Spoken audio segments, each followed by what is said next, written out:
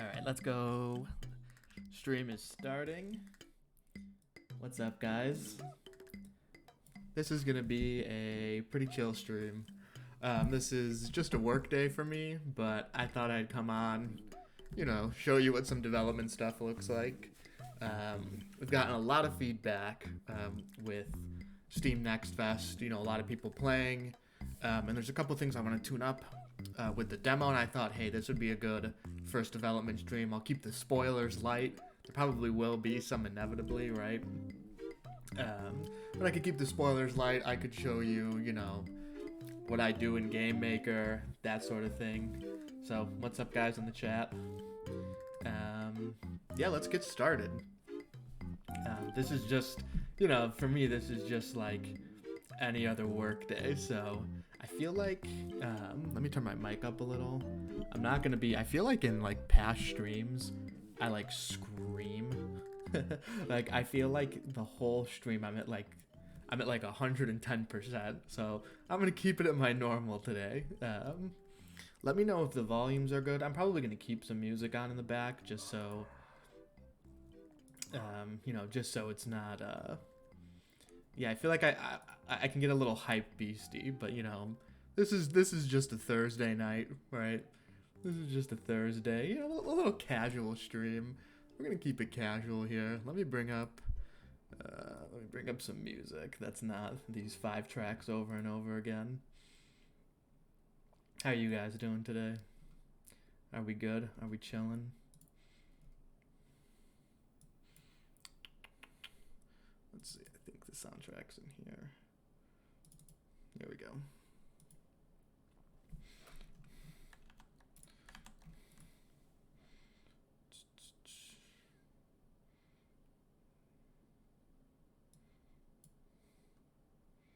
Okay, let's try this. Can you guys hear that? Is that loud enough? Just got off of work. Yeah, I'm basically just starting work. I ate dinner. I get up, I don't know, I get up late these days. I've been working late nights. It's just like my preferred time to work. I feel like I get more work done when there's like nothing to bother me. I feel like during the day it's always like there's messages, there's tweets, there's emails, but at like 3 a.m. like it's just me, my computer, nothing else. No emails, no one outside, just me and good old work. Let me make this bigger. So there's gonna be a lot of going back and forth. You can hear it, but it's very soft. Let's see. How about, is there a good balance? I don't want it too loud. But I'm gonna try to keep talking. This will be my test. Can I be a real life streamer and not just someone who streams when there's something to do? Can I make boring content interesting? That's what we're gonna have to see. But yeah, so today is, yeah, that's true. I do get like tweeting and stuff is like nonstop, and I need to be better. Like this past month, I've spent way too much time doing glitch social media stuff. Some of it's inevitable, like there was Next Fest, so I do have to give up some of that time. But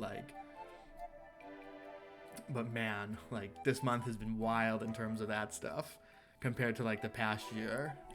So even at like 2 a.m. you get like comments and stuff, and I try to keep up with that as best as I can, right? I don't like to let things.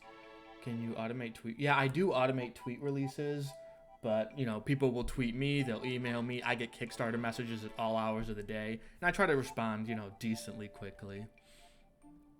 I've been automating tweets lately. What's going on right now? We're about to make a video game. That's what we're gonna do, okay? So I have a little list of some things I want to do today. I'm gonna try to keep the spoilers to the minimum. So normally you have, so this is Game Maker, so we're gonna be seeing a lot of it today. Normally you have this cool thing right here, and this is gonna show you like all the sprites and all the rooms and stuff.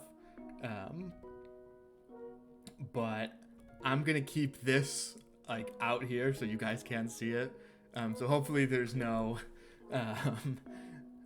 there's no big spoilers that I accidentally give away through doing this. At the same time, you might see some spoilers, but I'm going to keep it to a minimum. But yeah, so I've been getting a lot of feedback.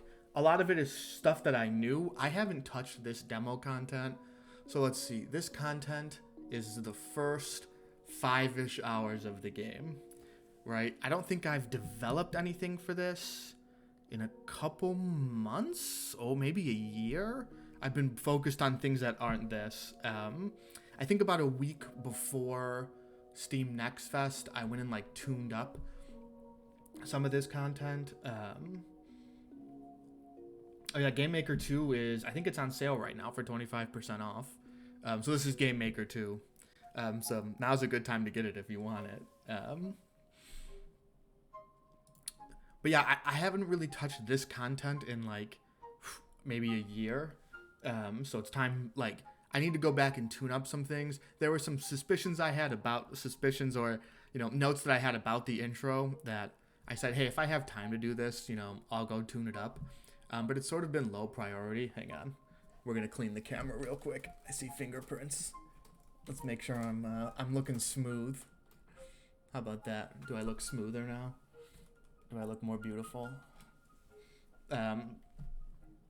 Yeah, there were some things that I were noted, like, hey, I want to do these things.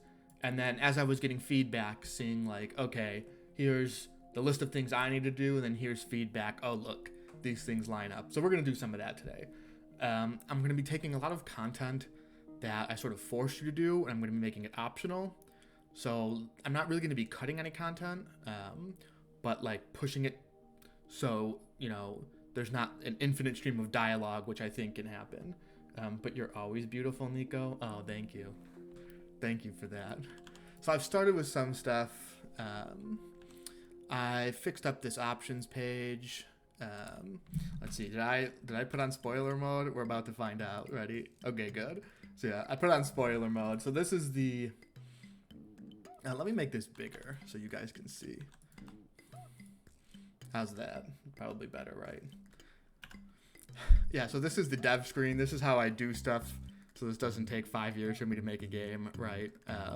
So, here's like a warped menu. You can go.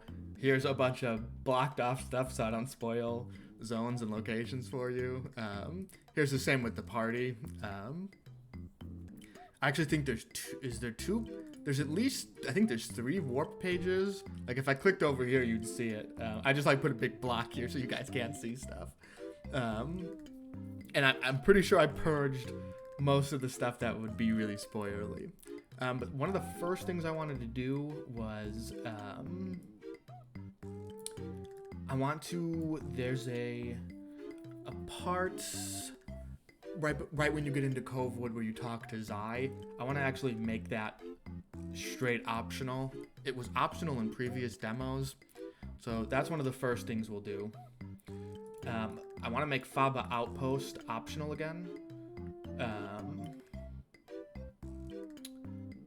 I want to... What else? There's a couple things I want to do for the intro. That... This is like right when you start the game. So I actually think you're going to start... I've been playing with this idea to sort of cut down some of the text. So I'll show that later because that's a little bit different. But besides that, that's really it. But like that doesn't sound like a lot, but this will probably take like 4 or 5 hours in total. Let me show you what I've already done. So yeah, someone said like this is a new version of the demo. I want to get this version out maybe after the weekend.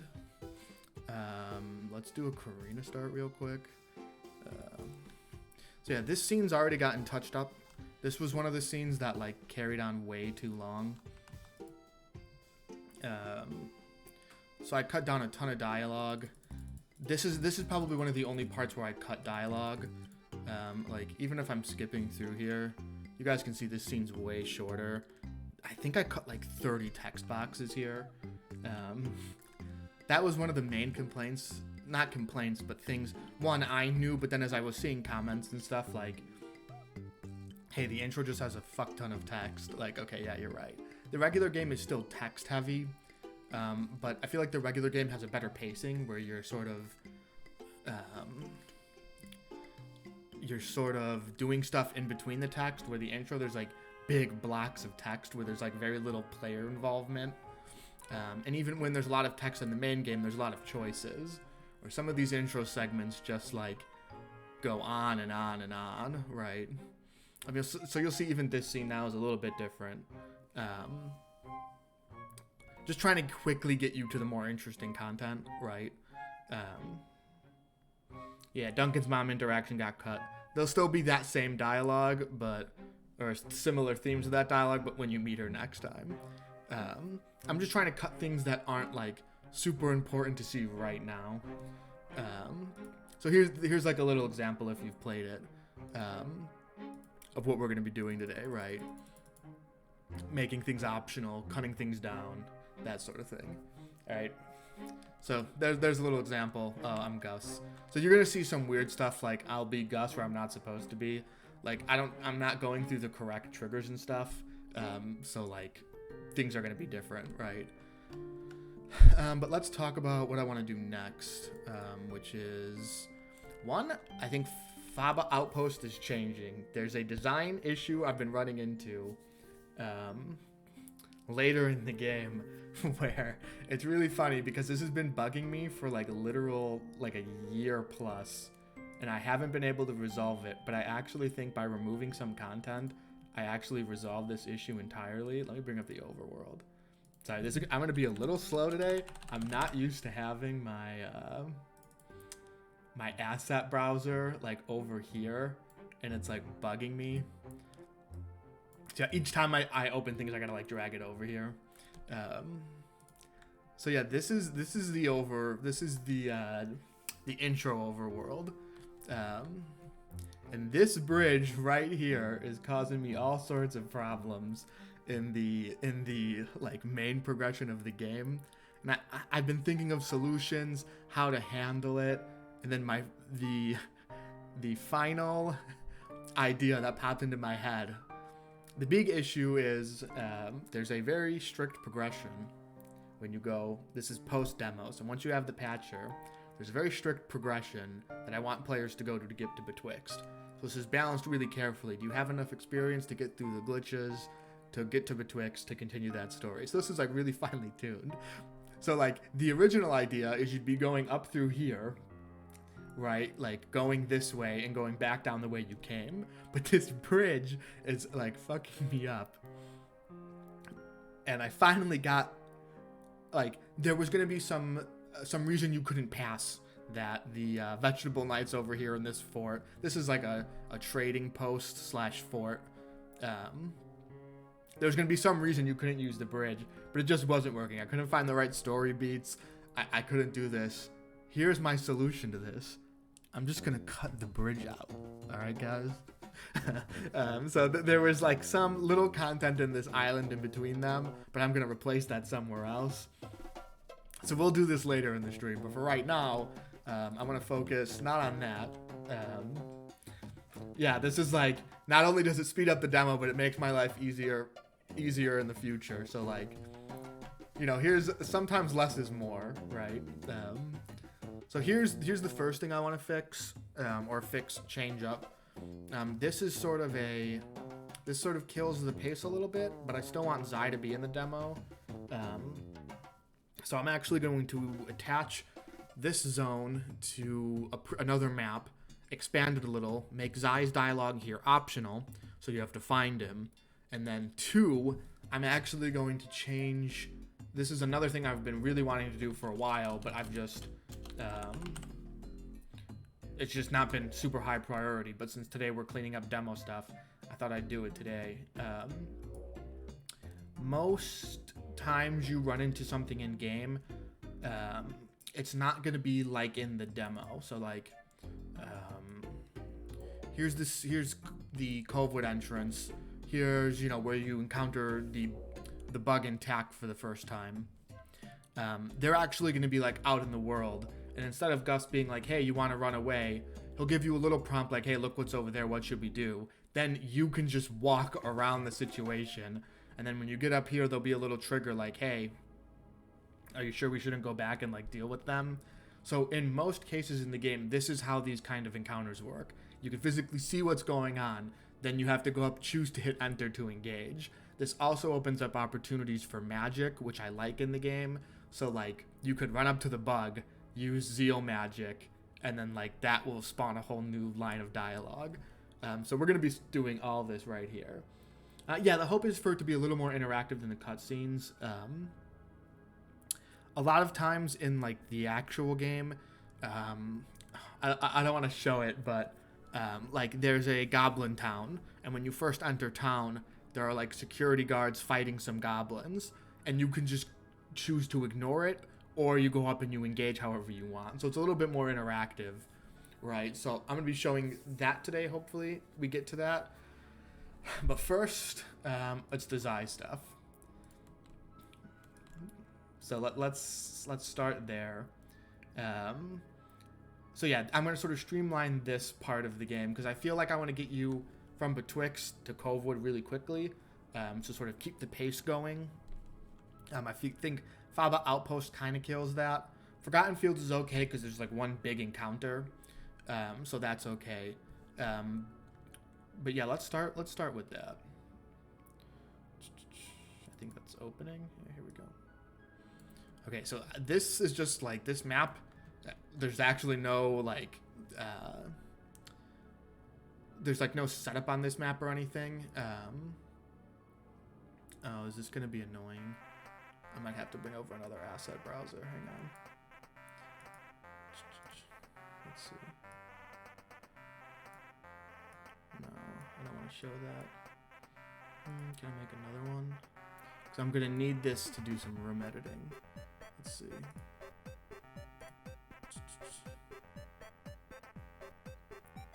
Hang on, I think I'm gonna have to bring this over so I don't spoil anything right now.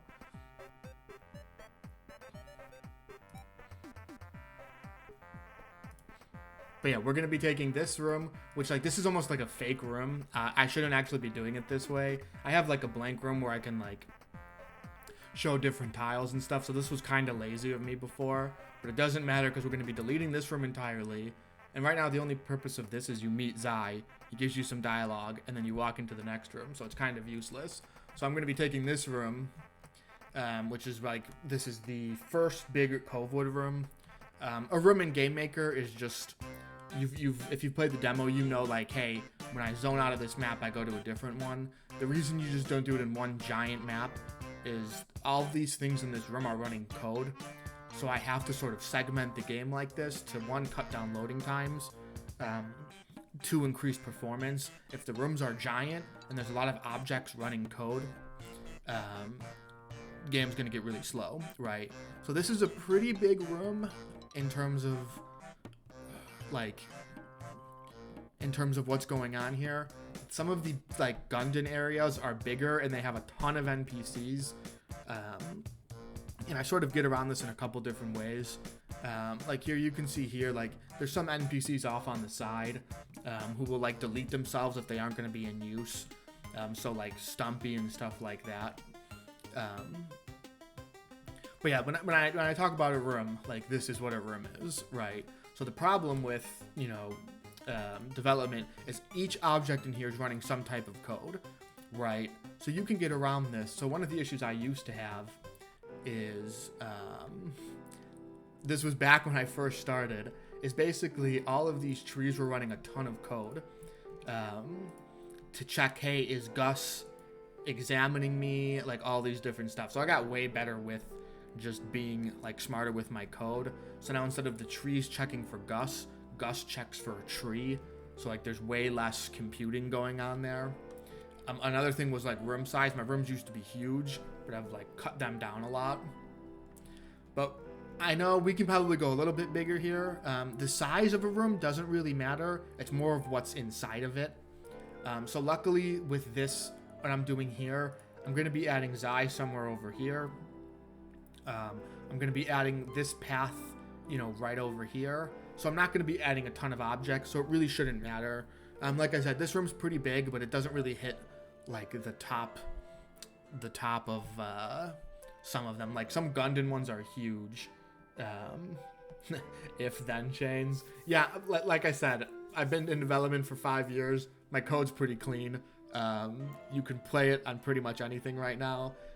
60 FPS is pretty stable for most things. Now, granted, it's a pixel art game, so some of the graphical stuff, it's not as intensive, but there is like a lot of code running. Like, it's a pretty complex little game. Now, let me just see how I want to set this up. I might have to pull this off for a sec. Here, you guys can look at this for a sec. Let me fix this real quick.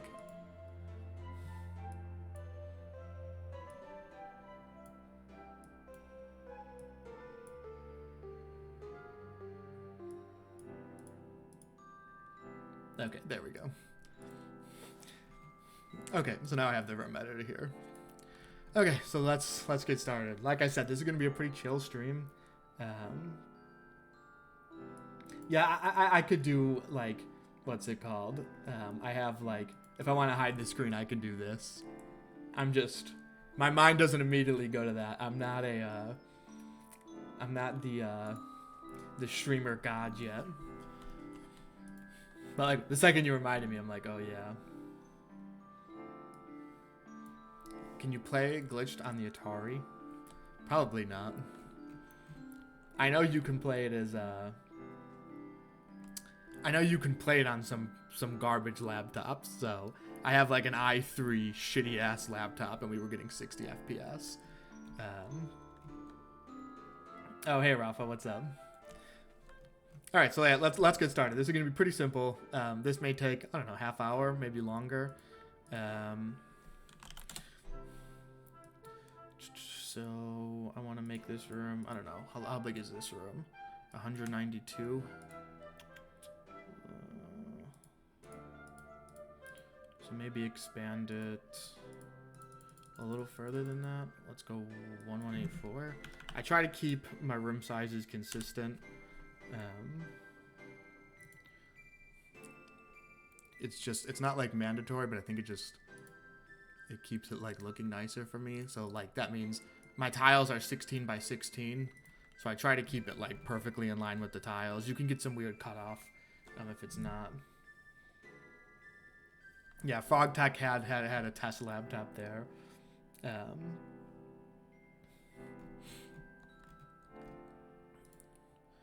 So let's look at some of the differences here. This doesn't have any of the cliffs. I want Zai in like a little cove. So I think I'm going to take these hills here. So there's like plenty of space. Cut it off maybe here. Have this go down. So I'm going to lay lay like a little foundation here just to get an idea.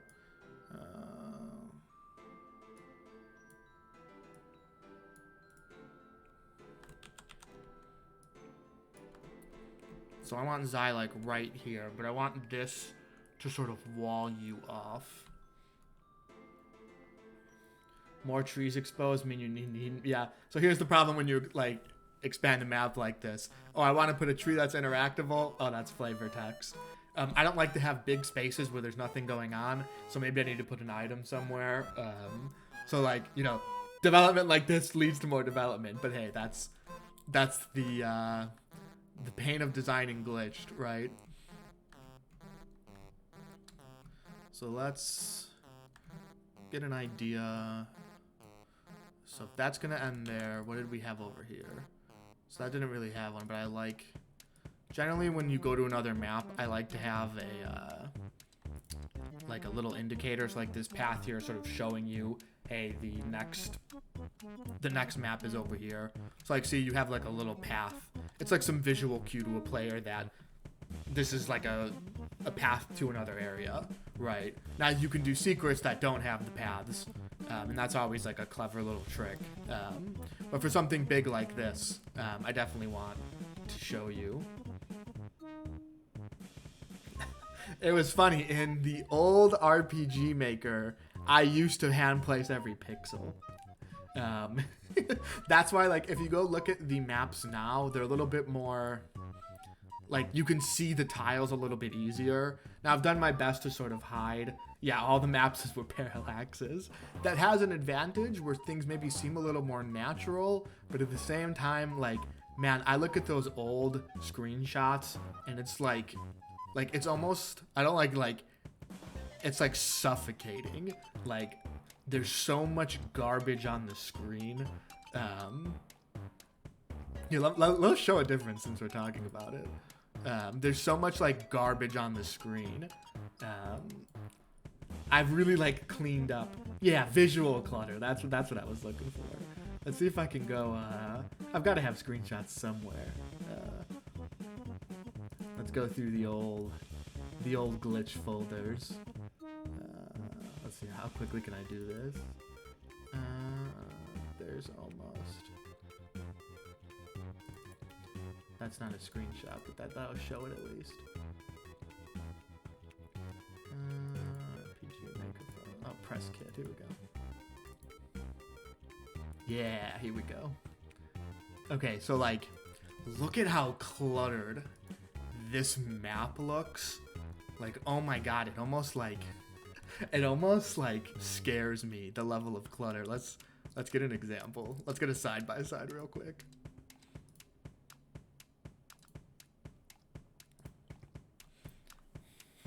You'll get to see the like, it just like every inch of this here doesn't need to be covered in like. Are we running fast? Would it be Harmony? Was he Harmony in this photo? Yeah.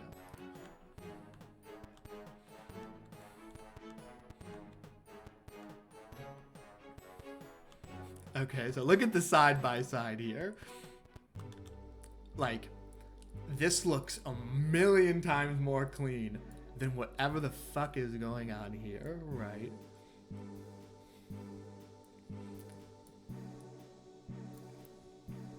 Like, this is just so cluttered. Maybe it has a little bit more of like a natural feel, and this is maybe a little bit like, I don't know what you want to call it, a little more spaced out, but like the visual clarity while playing this is like infinitely higher than this. Yeah, like it's less overwhelming. There's room for things on the screen to like breathe, right? So this may seem more artificial, but this is definitely a more pleasant like gameplay experience. Whereas this, like, you're constantly like walking into things. There's clutter everywhere. It's sort of hard to tell like what's interactable and what's not.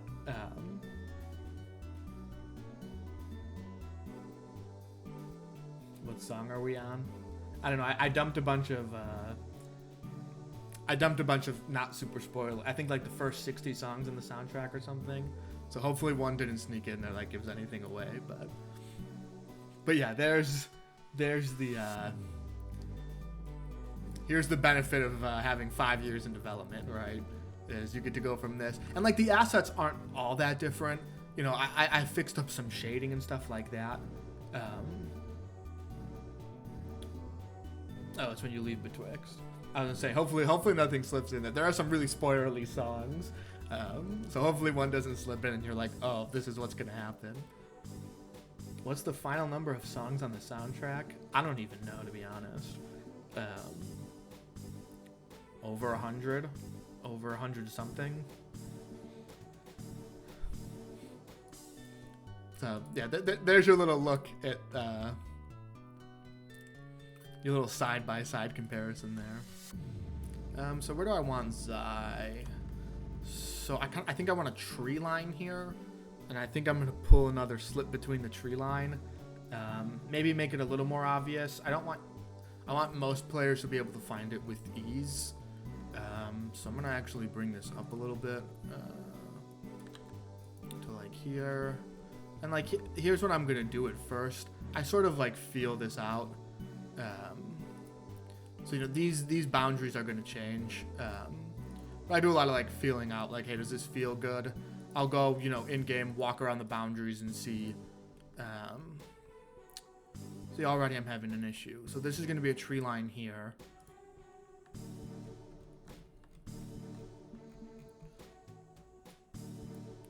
So I'm gonna need to push this cliff back a little, I think. Because I want like a tree line right here. And I want another one on its other side here. Over 100 bangers. Every track is a banger on this soundtrack, alright. So that's gonna have to go right there, I think. What is that? Is that an overlay? Yeah. So let's get rid of that. So I want this. Now let's see. So yeah, I'm gonna have to do a little moving around here, which is fine. Because I want this space to be even here. So like right there. And these would be like this.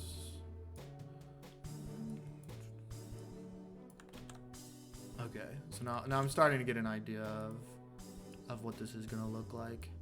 So then there's gonna be a place to slip through right here. So I'm gonna have to move these boundaries.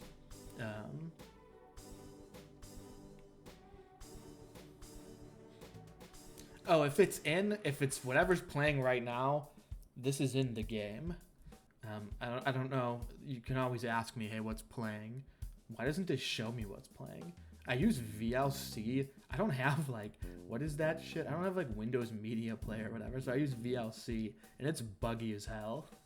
like here's the list of songs that are playing, right? And like I loaded this in. Like, why is half of these like not named? Like I dragged all of these in. So until we get up on Spotify or something like that, we get the janky ass VLC playback.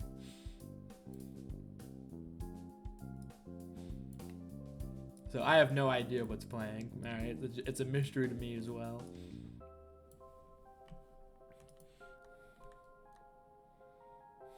Yeah, I don't know. Like they all have names. Like I download them off Drive, where like everything is named and ordered. So it's like all right. Fubar 2000. Yeah, I like to keep my computer not cluttered with shit. So like I even hate having like my computer's really like I don't do anything else but make glitch. So I try to keep it to just that. So I really need to get the tracks on like Spotify or something, because I use Spotify most of the time when I'm listening to music, or YouTube. These days it's mostly YouTube. I like purged all of my subscriptions a while back. I don't pay for shit. I get that free shit. You guys feel me?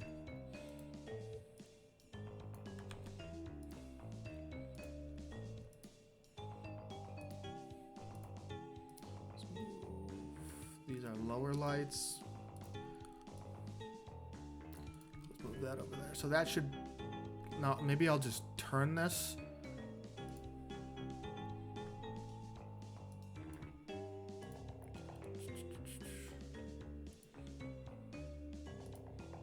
Let's go like that. And that should give me enough space to do this. So now that stuff's gonna have to go.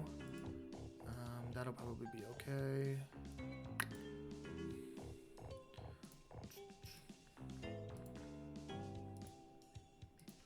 Let's go like that.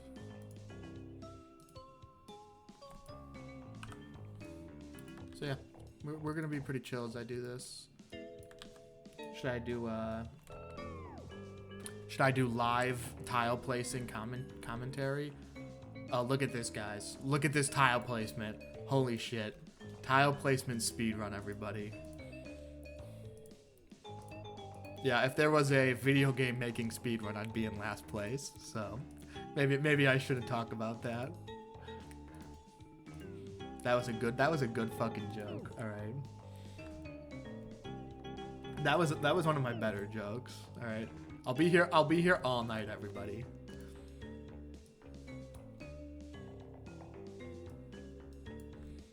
Okay, so that I want to go down for sure. Insane tile placement. Holy shit. That's a 360 no scope tile placement right there, everybody. So then this probably is going to go further. So here are one of my rules when I'm doing stuff like this is the game window is 320 by 180. So that means I try to have Gus in the middle of the screen at all times.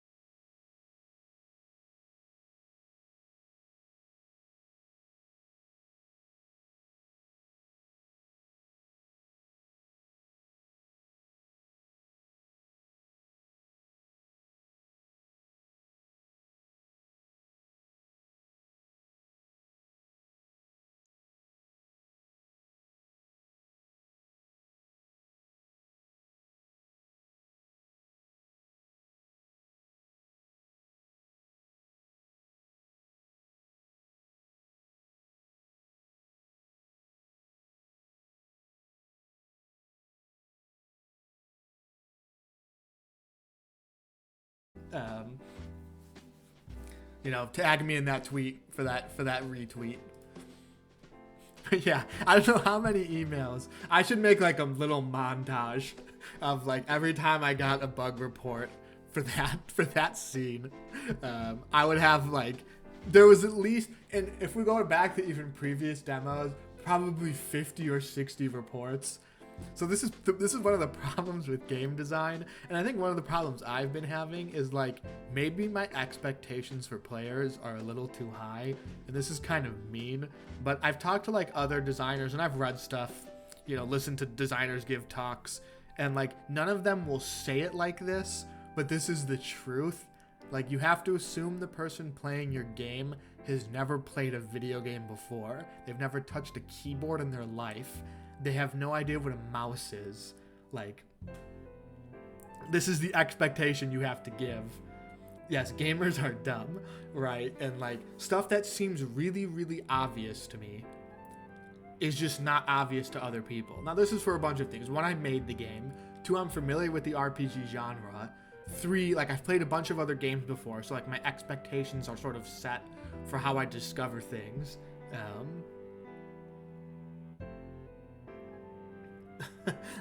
Like, yeah, even the game is called Glitched, and when the first glitch pops up, like, you get immediately reports like, hey, this shit is glitched. But like, this is a me problem, right? This is like, I didn't streamline the content well enough for people to get it. Now, there's some fine line. I think if you dumb down the game too much to where like these things no longer are there, you sort of kill the purpose of the game. So I got a comment, I think it was on Steam today, like, hey, I can't save scum, and this is like a design issue. Okay, so like, he's sort of right that, hey, like, you know, I want control over my save files. You know, it'd be nice if I could save and try out a bunch of different things. So in one sense, he's sort of right, but he's wrong in the sense that like, Glitch's the sort of whole crux of the game sits upon the fact that your choices matter. And if I suddenly let you save scum with ease, you can save scum now if you really try with the files and stuff. But if I let you save scum with ease, like, the average player is never going to go into the files and mess with things. So if I let the average player save scum, I think literally the entire game sort of falls apart, right? So this is the problem with feedback, is sometimes you have to be able to weed through and say, okay, like, what's legitimate, which is people saying like, hey, the intro is way bogged down by a lot of text. Yeah, I think you're right? This is something I've noted, so I can sort of see, hey, my notes are lining up with what people are thinking about, right? Versus someone saying, hey, save scumming isn't a thing. Okay, this was a deliberate design choice that I made to sort of stop save scumming from just the average player. Yeah, the reason there's so many autosaves is so my hope is I catch you off guard with the autosaving, and like, you can't turn off the game and make another choice, right? Now, obviously, you still can. If you immediately lose a battle and hit X, you can try it again, right? But I think like the pure way to play, and the intended way, is to just play and suffer your choices, right? Now, the intended way a dev wants you to play isn't always the best way, right? Sometimes like players themselves will find a more enjoyable way to play that the dev like didn't intend, right? So again, there is like a middle on this. Like, there's been a lot of mechanics like found in games that end up becoming like a central thing, right? That maybe were unintended by the devs. So it's sort of complex. Like, where do I come and like meet in the middle versus what is like deliberate? So something like save scumming, yeah, that's deliberate. I don't want this shit, right? So there's your little insight into sort of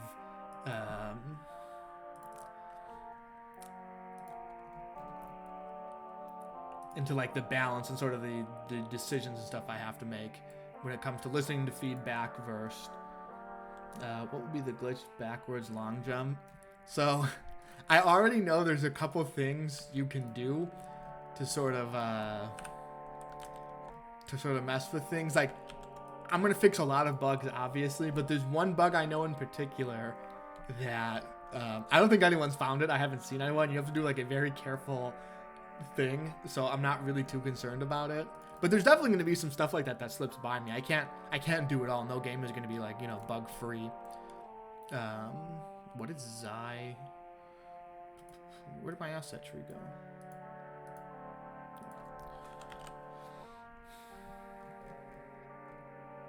Zai drift. So here's me making an NPC. Ready? It's really difficult. So here's like the magic scenes. So I want him to stand still, so I don't need any of this movement here. This will call the sprite here. And then, alright, there's Zai. Okay, so I want him about here.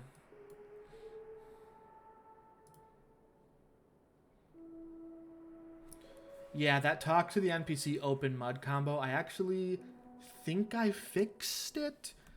There's some stuff right now with moving NPCs. That's actually a bug I need to fix. Here, I can show you. So like, where do I want to go? So here's a bug that you guys can probably find a bunch of bugs if I show you this. So here's a moving NPC, okay? So I think Bebo, let's see where Bebo starts. I think it's somewhere up here. Okay, so Bebo starts here. So if I go stand here and I open the mud, this sends me to a different room. Then when I exit, I go back to where I was.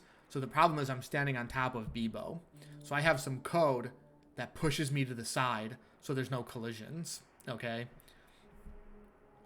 But there are some times where I forget to input this text. I forget to input where to go, so it like resets to 0, 0. So like I think this is something I need to fix. Can I quickly get to Havenville? Havenville, and I want to set this to 2.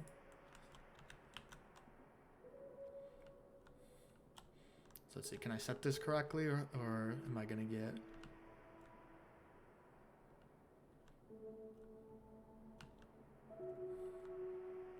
Was this set to 1? Let's see. How do I get them to appear without fucking with this? Okay, so Karina normally appears here. Let me see. Can I reset? Damn it! What trigger is that? Let's see.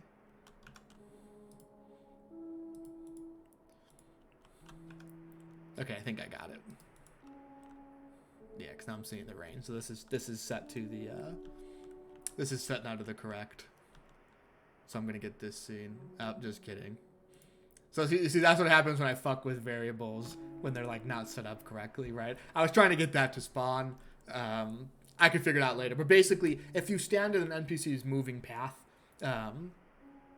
you get sent off somewhere else. So there are instances like here. I can just show you the fix real quick. Where is that? WPP, that's here. Okay, so here's the map where it happens. So here's Karina. Here's the bug, ready? So she's gonna move, and then I have it here to set you at this location when you're colliding with her. So right now, yeah, that's gonna be like up here.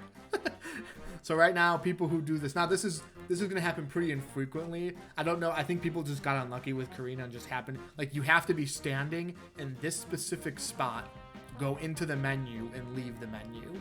So I have a fix for this, but here was me being stupid and maybe lazy. I don't know, but I didn't set this correctly. So I just wanted to kick you right off to the side. So you should be at like 876, 398, right?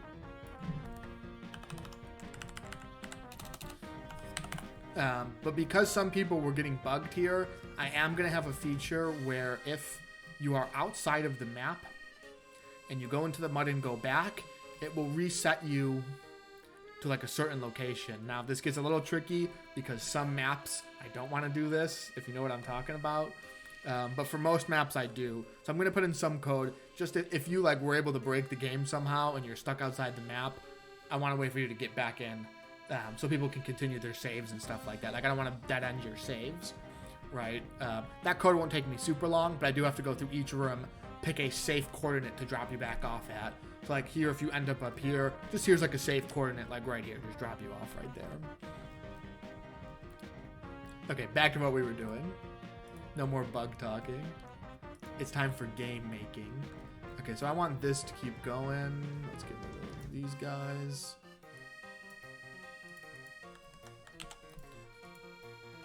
Yeah, so I'm going to be on stream probably for another couple hours.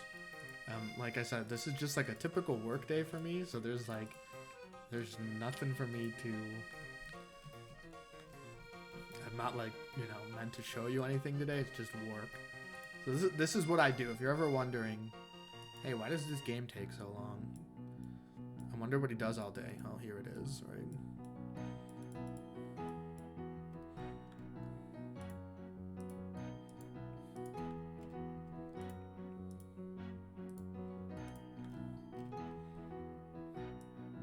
Yeah, sent straight to the Shadow Realm.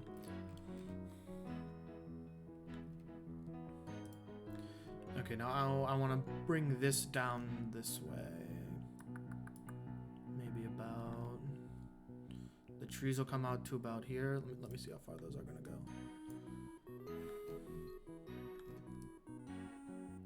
So I want this to be a little more than 160.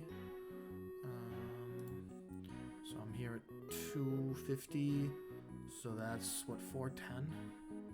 So one more line of trees.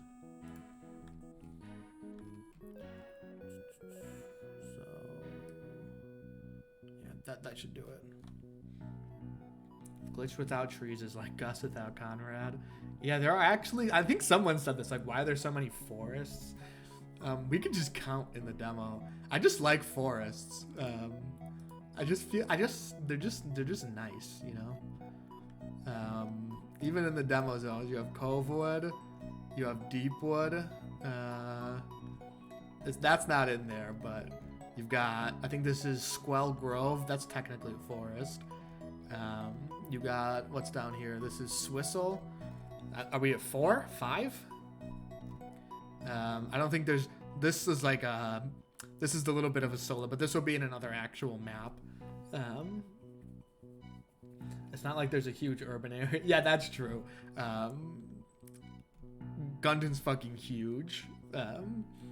But this side of the map, there's a lot of forests, but there's a whole nother side of the map.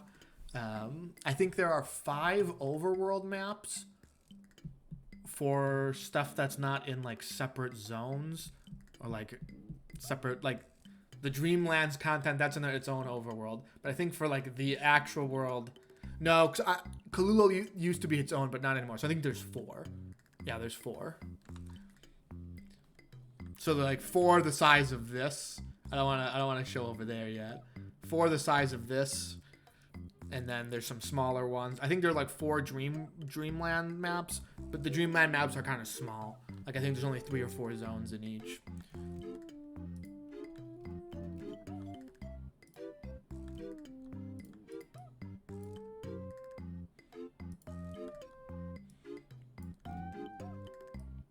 Yeah, I love the Dreamland. That's like some of my favorite content in the game. It sucks that I wasn't able to figure out the Dreamlands content. I couldn't, like, how many cups can you drink from at once? I mean, I have a single cup right here. Does this even count as a cup? This is like I guess it's a cup, but like it's a straw. I could probably drink from at least like 5 of these, right? That's a difficult question. I've never thought about it. The straw is cheating, but I think only 1 cup. Like, how the hell do you do it like this? Like, I guess there's those little paper cups. I could probably drink from 3 or 4 of those if I like angled them right, you know, picked them up like this and went like that. That's the important question here, all right? Is the straw cheating? See, that's the question, right? I don't ever drink. This is the only cup I really drink from. Like, I don't drink anything but what. Can I prove it? No, I'm not gonna go drink. I'm not gonna go get some paper cups and drink for you on stream. All right, this isn't a drinking stream. I don't even have subs. I'm not an affiliate yet, so it doesn't even. Okay, when I become an affiliate, my first stream will be how many cups can I drink from. All right, if I ever become an affiliate, that'll be my first way to bring in the streamers or bring in the subs. All right, the how many paper cups can I drink from stream.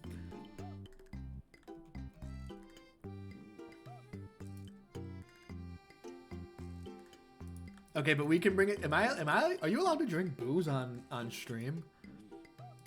Does anyone know? Can you drink alcohol on Twitch? Okay, if you can promote, like, there's like gambling streams and shit. I should be able to drink on stream, right?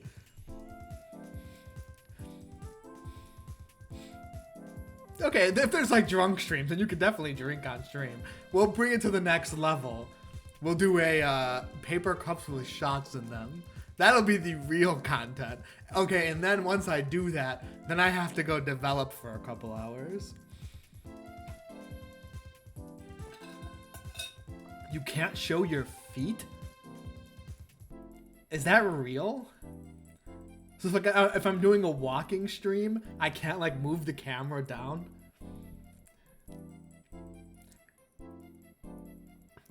Guys, should I show my feet on stream? How many subs do I get for that? that feels wrong. That you can't show your feet. Is that like a? You'll give me 5 subs if I do what? The paper drinking stream? I think I'm pretty close to affiliate actually. I think after like in like 3 or 4 streams I'll be an affiliate. I think I have all the other requirements besides just frequency. 5 frog coins. All right, guys. So in 3 weeks the stream is going to be a show feet stream and drinking shots out of paper cup streams. All right. Put that in the calendar.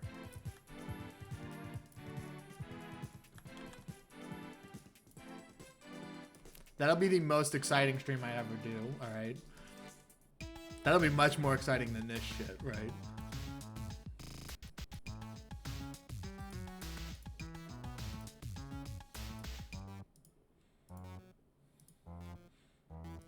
Can I do emojis yet?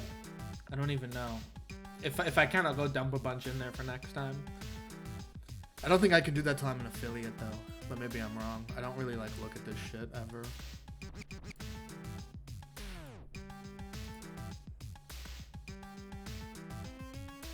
Yeah, I think so too.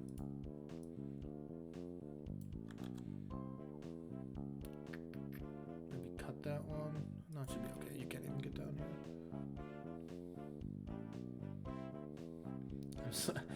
You're so excited for this professional game dev stuff. Yeah, just the ultimate professional stuff of showing my feet on stream. Oh, what up, Neck Boy? Oh, I know who you guys are. I'm looking at some names. I don't normally look at the names. I'm not an all-time pro gamer streamer yet. I don't have the attention span yet.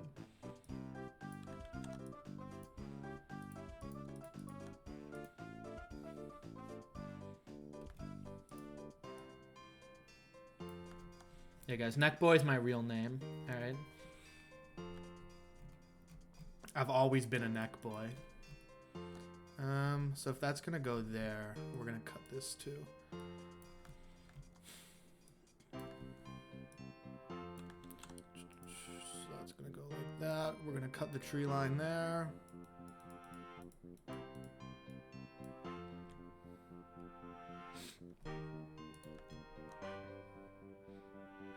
Nico Neckboy Glitched is his full legal name. Hey, that's doxing me right there, alright? That was a doxing comment right there. Hey guys, if I get 10 subs, I'll go legally change my name to Glitched. Did I show my did I show my name? I think you can find it on like the Kickstarter. Just don't show up at my house. All right, let's just not do that. Okay.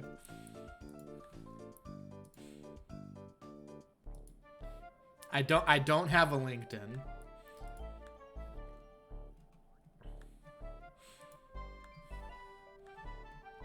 What would my LinkedIn even look like? Hey guys, it took me 5 years to make a pixel art game. Hit me up.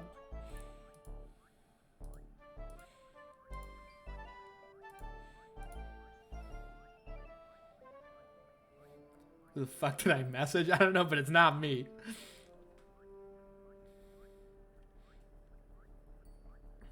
Oh yeah, I think that account is Nico Karuna, right? Hey, but that's not even my real name, all right?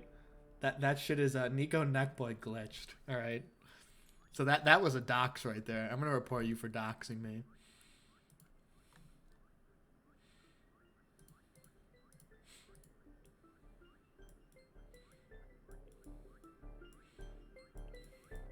Dude, these streams are so much better than when I have to like officially stream.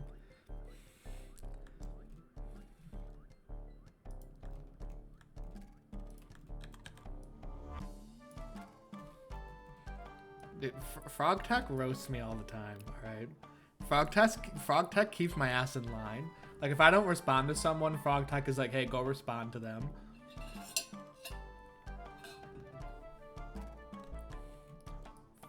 Frog Tech needs to get paid. That's what I'm saying. I need to get paid. Once I get paid, then I'll pay Frog Tech.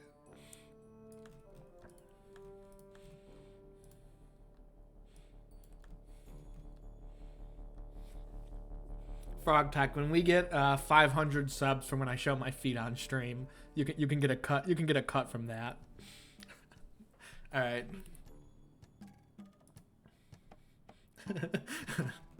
Dude, don't worry. All right. My feet stream is gonna save glitch development. I'm gonna get so rich from that stream. Even my Discord's gonna be getting paid. All right. Yeah, local game dev doesn't even pay myself, all right? That's the real struggle.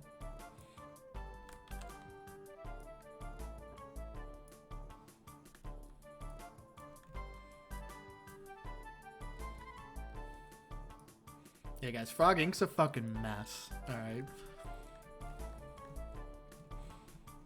All right, now we're getting somewhere. Okay, so now all of you demo players get the joy of seeing how I make one of these sneaky hot tub development stream. Guys, isn't that the meta right here? Yo, I'll do a hot tub stream. Can I show my nips on stream? Is that allowed? What did Tumblr say? That you can only show like male presenting nipples? Like, what the fuck? Just put anime Gus over the nips. Guys, that's for the OnlyFans, alright?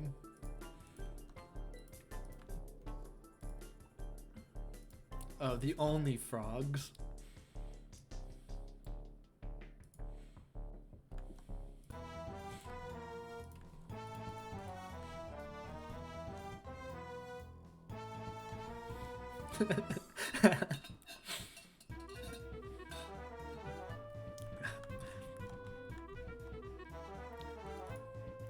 I feel like I gotta make a joke about that somewhere. That was too good of a joke.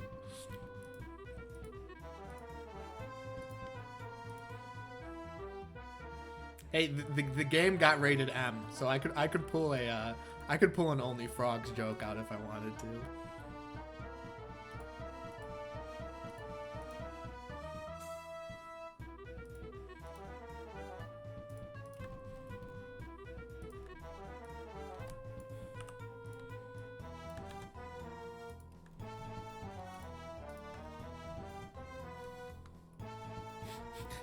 Yeah, I think we got an M rating for substances. The optional swear mode probably did hit me did hit like pretty hard. I don't think it was the violence. There's some blood, but I think there's like, what do they call it? Like pixel blood or like fantasy blood, or I think that can keep you as T. But I think now even some like Call of Duties get rated T, right? Didn't some big shooter get T? And there's plenty of blood in that. I think we got the M for fucking substance abuse. Which, like, there isn't even, like, your characters go drinking, but it's not, like, one, it's all fantasy. So, like, I never say alcohol. I just say, like, scrim, right? But that shit got me an M, right? Now I can't market it to the fucking kids.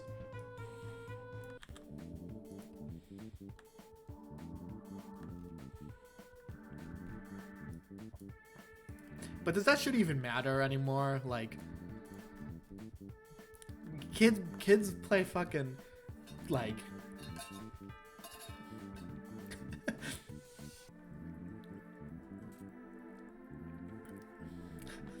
leave it to the YouTubers to market to the kids? Yeah, that's fucked up, but it's true.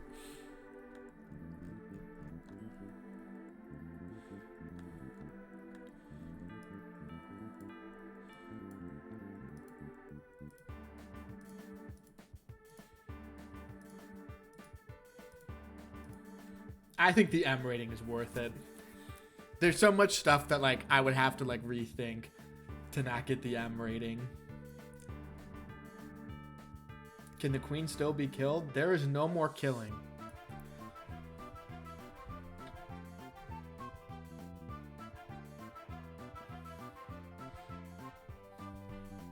Ratings only matter if you're planning on selling physical copies in a Walmart. No, I was planning to go out in front of my local Walmart with like a little table and be like, buy my game, and like hold up a copy. That's the only way you guys can get a physical copy, all right? If you want your physical release, you gotta come to the Walmart by my house and you can get them there.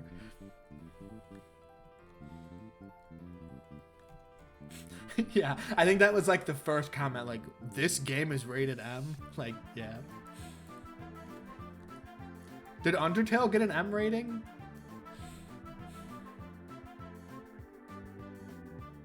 I don't think I've looked at a rating of a game for like years.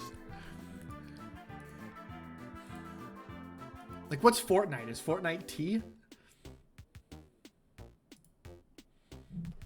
Fortnite age rating. Peggy 12.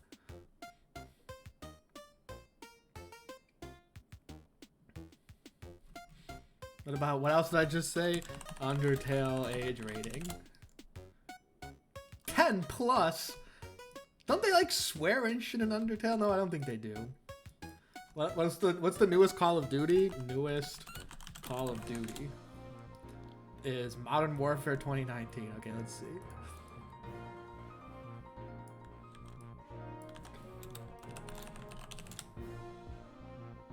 Okay, so at least Call of Duty is rated 18. So showing some pixelated alcohol is the same as blowing people up. Those both got an 18.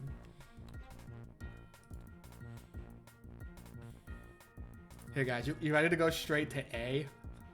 I should just go all the way, right? Let me find it. I think this is like old.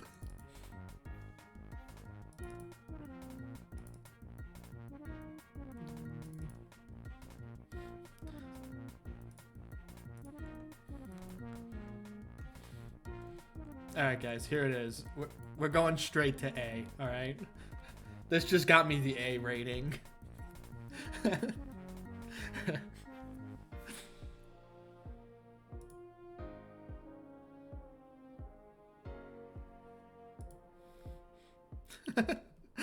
I think these were like the old, this was like really old concepts for outfits. That's a leaf. Yeah, this was a long ass time ago. Like, all the sprites are fucked up because I like did some, I like fucked up. So this is like deep in. I don't even use this anymore. Yeah, did I just get banned from Twitch for showing two pixel nipples? Did that get me the ban? I would go down. I would go down with that.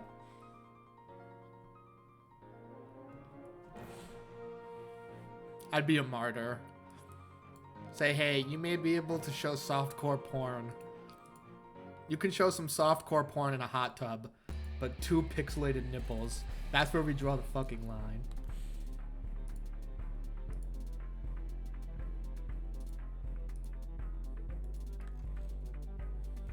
Okay, now we're getting somewhere. Now this is coming together. I think I'm gonna leave this pretty obvious like this. I don't want this to be like a super secret, just like optional.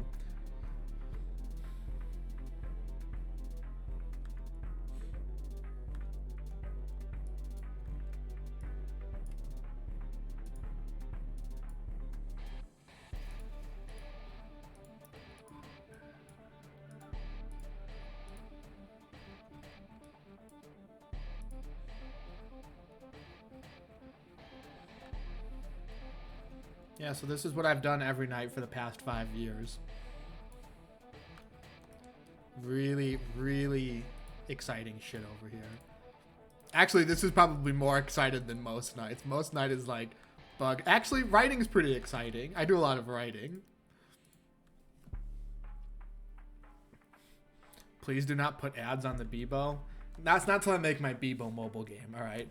That shit's gonna be filled with ads, alright? That's when Glitch makes an okay amount of money, but not enough to satisfy me, we're going straight to the Bebo mobile game, alright? I feel like it's destiny. And that'll be, hey, if you want this cool Bebo, watch a 45-minute ad. Yeah, glitched gotcha game. That's that good shit.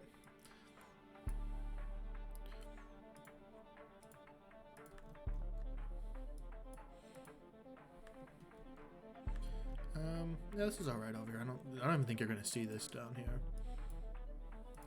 Let's see if here's the cutoff. You might get a glimpse of it.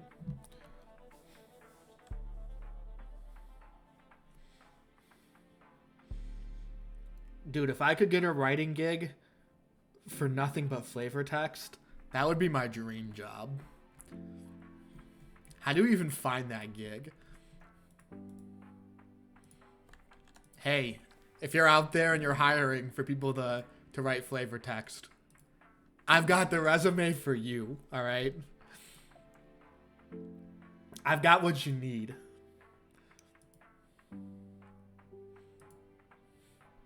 Let's see.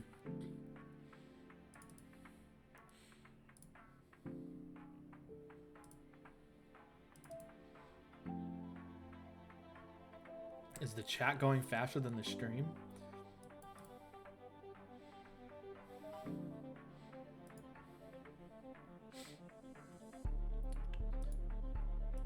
Where is some of this shit? Here we go. Yeah, so here's what I do most days, actually. Here we go, guys. Here's flavor text for you, alright? Oh, yeah. Oh, yeah. Look at the good shit right here. Look at that shit. Oh, yeah. This is development right here. This is what I live for, alright? This is when I sleep at night. This is the shit. This is the shit that I see, alright? Oh, yeah. Oh, yeah. You could pay me minimum wage and I'd do this shit. I'd work 20 hours a day if I could do this shit. Alright?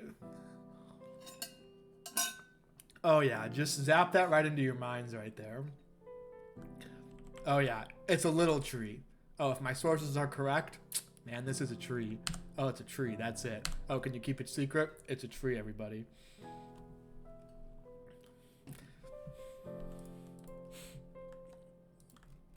That's the shit that I like. All right. So, yeah, you're right. This whole game was just an excuse for me to write endless flavor texts. And there's nothing wrong with that.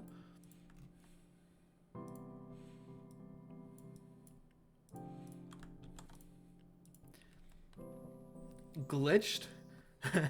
I'll go play RPGs and I'll like talk to a tree. I'm like, where's the fucking text? Where's the useless description?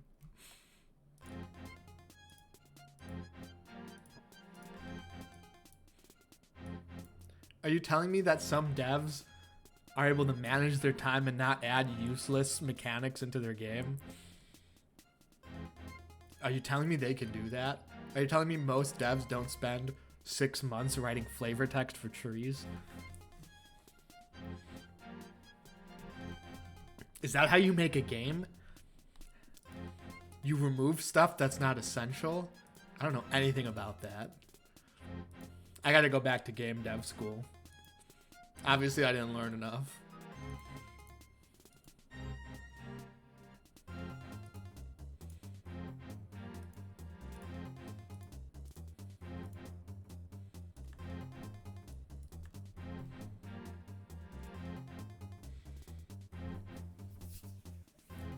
Yeah, you can't go back. You can't go back to playing a 2D RPG.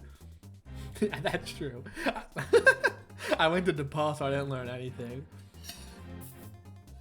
Hey, it only took me 6 years. All right, that degree took me 6 years.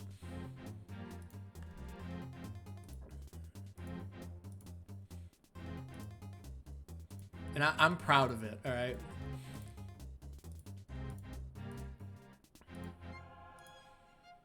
Yeah, it's gonna be so weird when I start applying for game dev better than me. Hey, we all go at our own paths, all right? I think you turned out all right.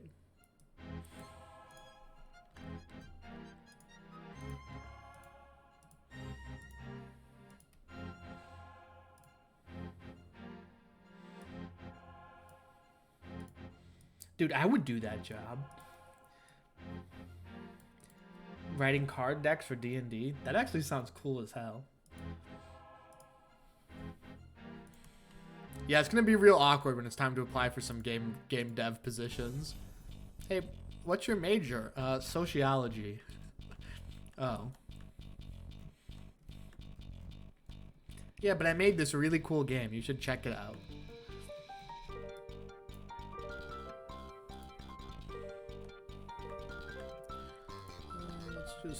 Let's just clean this area up a little. Yeah, that's all right. We're gonna need more of this shit though.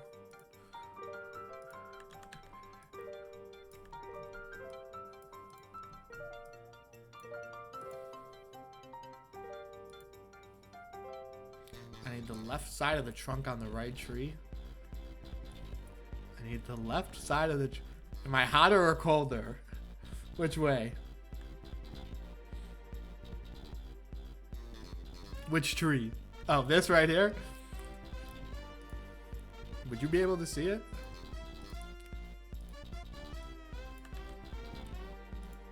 Right there. There we go. I fixed the game, everybody. We fixed the game. This shit would have been so broken if I didn't put that there, alright? I think we're good. I think I like this.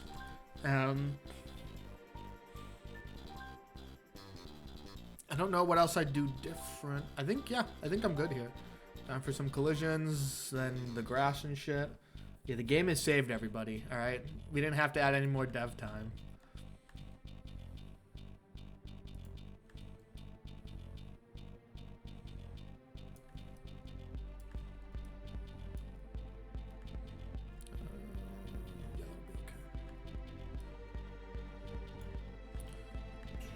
This isn't gonna come over there. This is gonna go down here.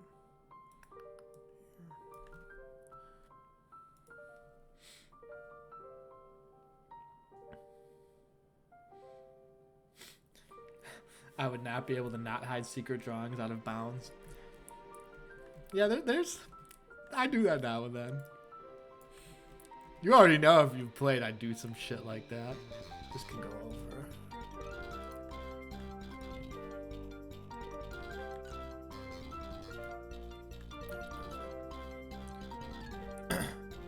Yeah, I'm not doing any major redesigning. I'm just,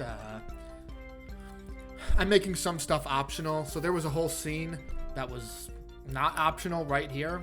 I'm just taking this content that was here, putting it at the bottom of this map, and making a conversation optional.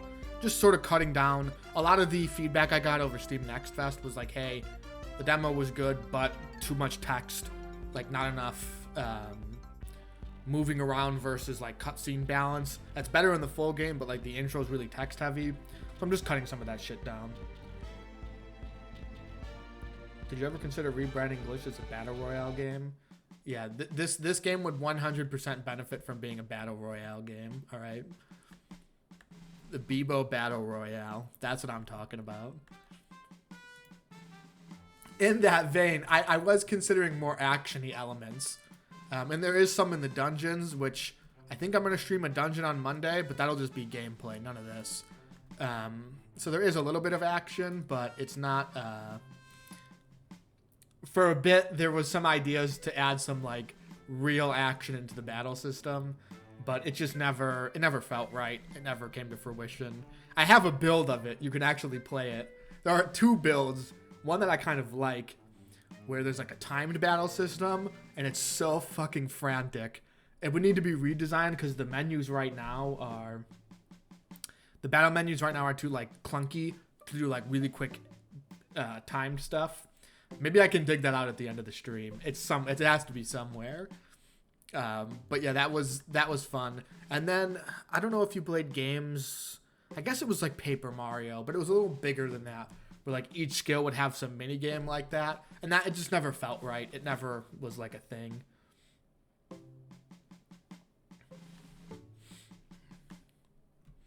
Yeah, the dungeons are good. The dungeons are hard because you don't recover LP after each battle. So, like, the dungeons can be pretty difficult. Some people here have played the first dungeon. There's, like, a backer-only build that went out. Like, Yik. Yeah. Yik was a cool game. Okay, Yik had really cool art. You can say anything you want about Yik, but that game looked cool as hell. Right. Yeah, the dungeon was hard. It's not as hard anymore. And I've sort of tilted dungeons to be a little more on the action-y side and a little less on the battling side. But that was a hard dungeon. Even, like, people super familiar with the game were having a hard time.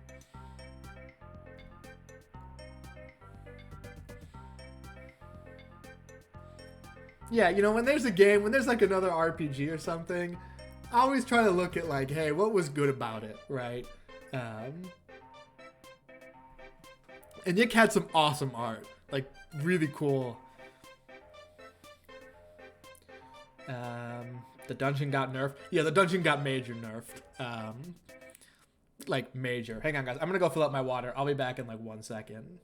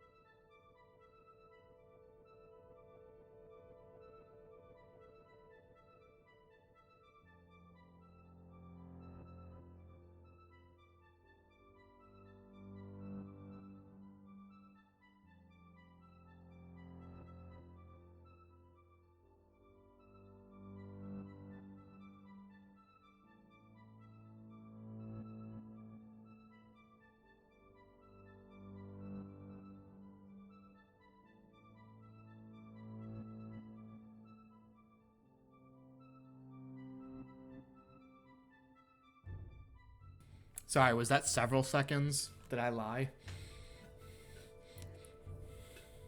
Hey, that's not the only time I've overestimated or I've underestimated how long something would take, huh?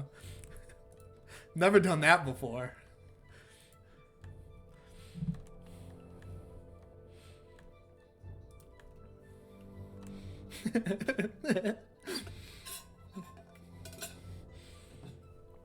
I'm just with the jokes today, right? Okay, let's take 1 second to look at... You have abandonment issues? Don't worry, all right? I'm right here, okay? Should I just stream 24/7 so you guys know I'm always developing this shit?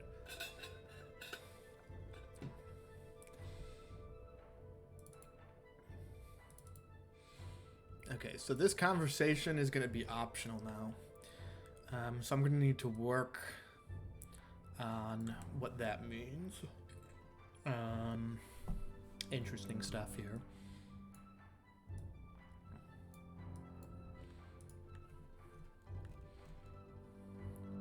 I promise I won't hurt you again, okay? I'm gonna be here.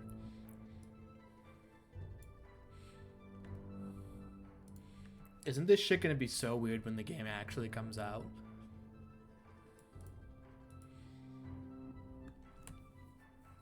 Yes.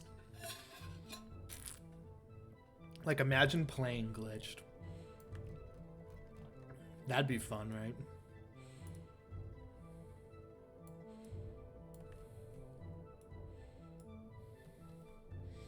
I'm still amazed there's content beyond Covewood. Yeah, it does. When I come back to work on this, it's like deja vu. Like, how many times have I edited maps in here and shit? Just wait for that sweet Gus character development.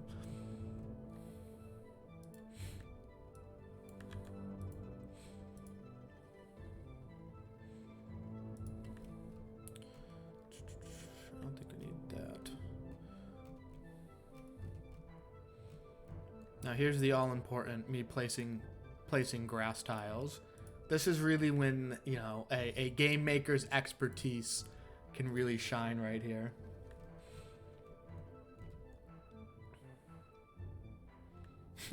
I'm both excited and very afraid. I'm scared, alright? I'm gonna cry when this shit finally happens. Not out of joy, but out of fear. Fear of the unknown. Fear of what comes next. After Gus's existential crisis comes my existential crisis.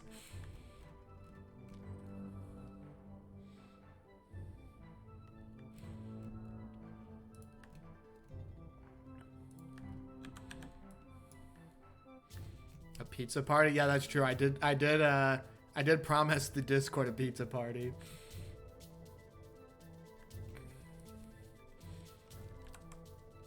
Dude, the Discord pizza party is gonna be a banger. All right. I'm gonna order like 7 pizzas.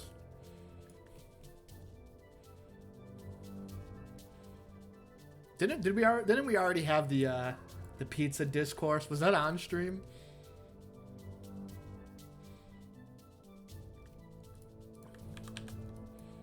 I think you can do a Bastion run without being mean. I guess is leaving Tack and the Bug to fight, is that mean? I don't know if I would consider that mean. Like, a lot of the Bastion stuff is like, yeah, I'm not dealing with this shit. We had a pizza discourse? Yeah, we did. Yeah, on release, I'm going to order 7 pizzas, and the Discord's going to have a party, all right? It's going to be me eating the pizza and then drinking. Pineapple on pizza sucks. Pineapple on pizza is one of those things where I don't think it's necessarily bad. I actually kind of like it. But I think it like changes deep dish pizza, yes or no. I don't really like deep dish pizza. A lot of people are like, oh, all Chicago people eat like deep dish pizza. I don't really know anybody who like eats deep dish on like a regular basis. Like a lot of people eat like tavern style pizza. I feel like that's more common, but like deep dish is for like tourists, right? Or like if you're like new to the city, you go to like Illuminati's and get your deep dish pizza once and then you never eat it again, right? I don't know where it comes from. I don't mind deep dish. Oh, do we have a pineapple on pizza hater over here?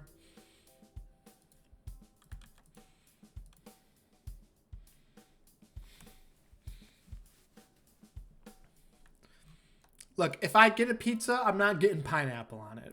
All right. But if I'm at like at a party and someone's like, hey, we got this pizza and it has some pineapple on it, yeah, I'll take a slice, right? Like, it's an interesting flavor combination.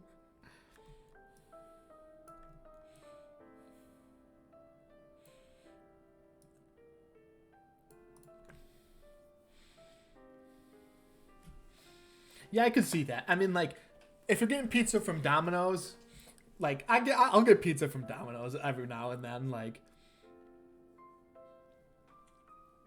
it's not good, but like, you could always go and you know what you're getting from Domino's. Oh yeah, I'm eating some shit today, right? Deep dish is pasta. What? Deep dish pizza's not pasta. Some people say deep dish pizza is, what are they? Is like a lasagna. That's what some people say. Deep dish is a casserole. Yeah, that's what they say. No, deep dish pizza is pizza. If people call it pizza, it's a pizza, right? I don't own, there's no objective. Who's like, is Dr. Pizza? You like send the pizza over to Mr. Dr. Pizza and he holds it up and is like, thick pizza.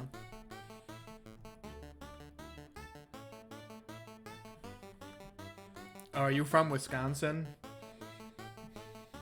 I kind of like Wisconsin, but Wisconsin also kind of sucks. Oh, yes. Functional linguistics. That's that shit I'm about, alright? There's no right or wrong grammar. It's all functional.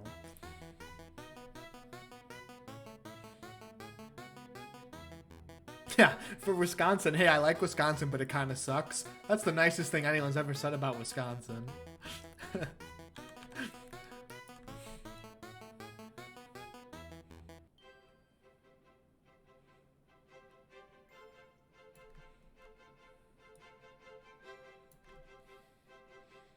Michigan is what Wisconsin wishes it could be. Yeah, that's true. Michigan's pretty cool, actually. But here's the thing: no one will ever no one could ever be Wisconsin. Okay, Wisconsin's weird as fuck. Okay. Does Wisconsin let minors drink legally? Oh, as long as you're with a guardian. I think that's like it is with a couple different states too. Imagine being lactose intolerant. Yeah, I feel bad for anyone who is. I love cheese. Cheese is fucking amazing. But I'm American. Like, 1/5 of our diet is cheese.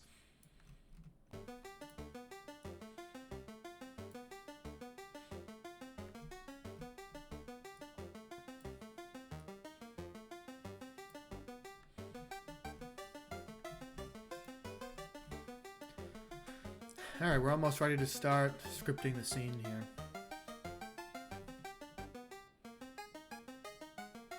Wisconsin has great pretzels. Oh yeah, you would know. Yeah, we went to Wisconsin and bought a big ass pretzel. They're pretty good.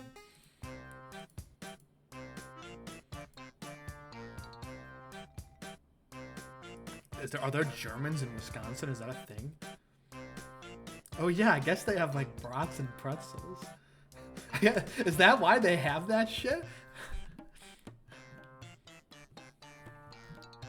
Look at me, I'm learning something new today. Germans in Wisconsin.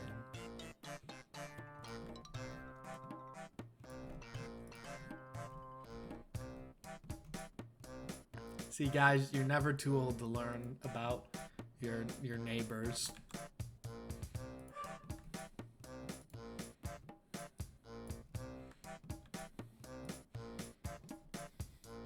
Have we done dog stream yet?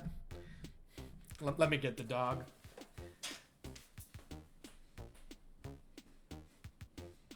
Hey, come here.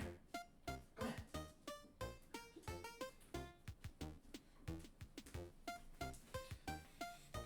Come on. Oh yeah. Oh yeah. Here it is, guys. Once a stream, he's got to come out. He's got to come say hi.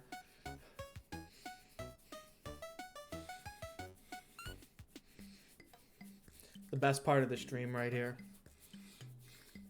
Here's the third official member of In-House Studios. Do you have anything to say to your adoring fans? This is one of the reasons the game has been delayed so much. Actually, he's pretty low maintenance.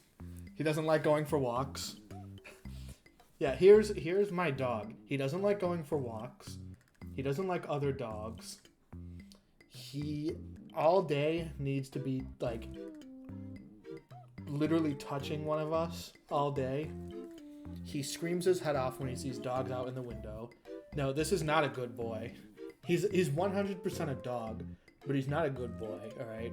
He's a morally gray dog, okay? Say goodbye.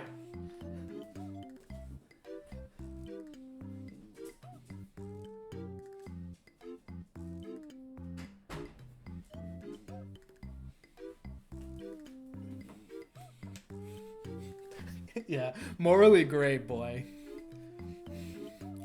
Yeah, he like despises walks. I think he kind of hates living in the city, but even then, like we've took him out of the city, he just hates it. There he is, if you can hear him in the back barking at the neighbors. Yeah, he's kind of an asshole. But he's my asshole, alright?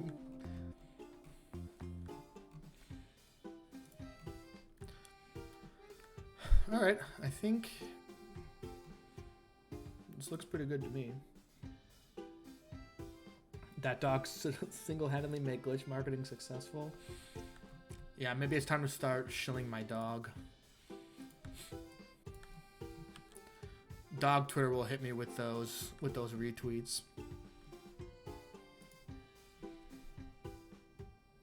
Yeah, that's my dog. He pretty much hates any other dog that exists, but like if he sees a human, he expects like every human to stop what they're doing and to like pet him nonstop. So like he'll just like run into a stranger. It's like, okay, man, like you gotta show me some restraint here.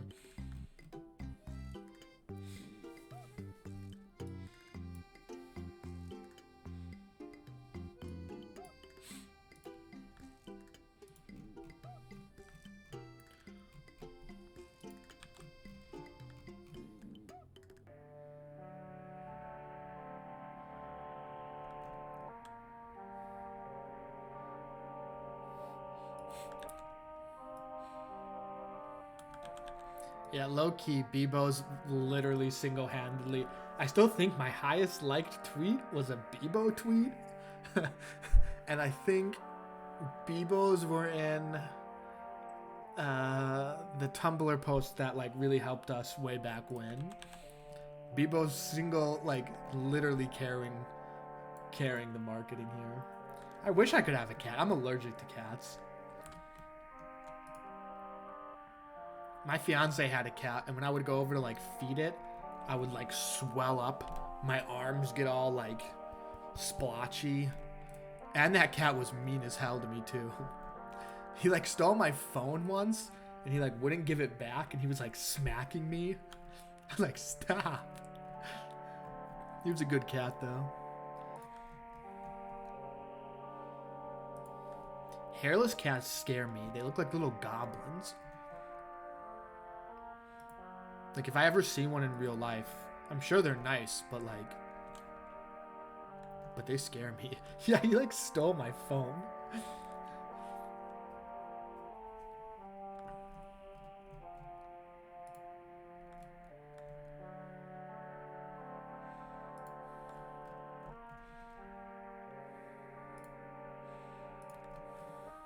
And he would, like, chase my fiance around her apartment.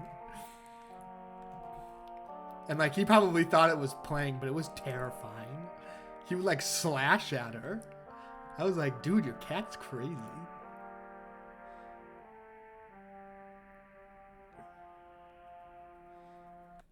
Yeah, I would like to get a cat, but I get it so bad. Like, I was young, and I, like, slept over at one of my friend's house, and they had a cat, and it like came up and like slept under my chin. And like I woke up and I felt like I was about to die. Like my eyes were like so crusted over when I woke up that like I couldn't open them. Like that's how bad it was. And I remember like walking home and like feeling like I was gonna puke. So obviously it's just not meant to be for me. And there were like 5 of us too. I'm like, out of all of us here, you're gonna pick the guy who's allergic to you and sleep right next to him. Like, thanks, cat.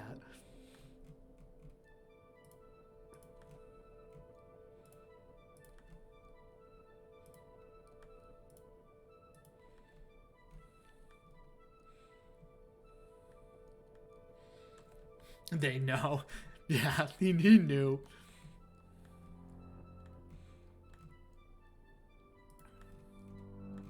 Okay, we're about to test out this shit.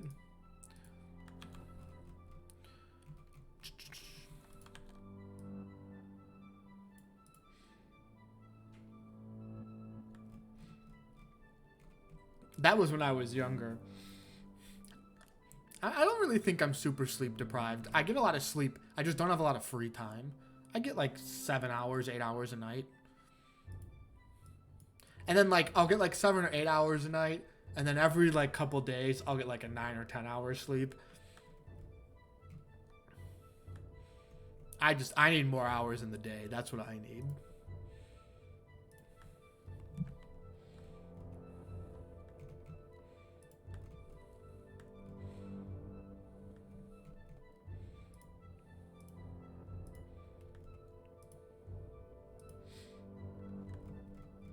All right, let's go for the first test run of this. So here's what I'm gonna get to do today. Which this is nice. Here's where you enter Covewood. So here you get this giant ass. This is the opening scene that shows Zai and shows the cats. And I just get to get rid of all this shit.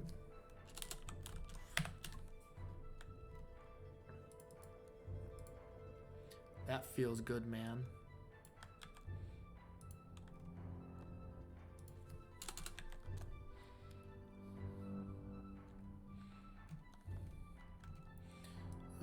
So now I want to go to Covewood. I think that's entrance. I want to go to you. Face up. And let's pick some. So yeah, we're going to test this map, make sure the collision's good. 216, 949.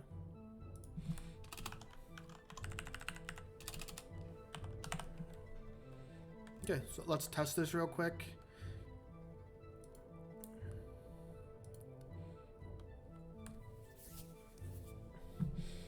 Yeah, you gotta love the bugs. Though I think the most popular route is probably going with TAC. That's probably the most popular, I'm going to assume. I would love when the game is finished. I want to figure out how I can like collect save files or something. Whoops. Because I'd love to see like a breakdown of the choices people made.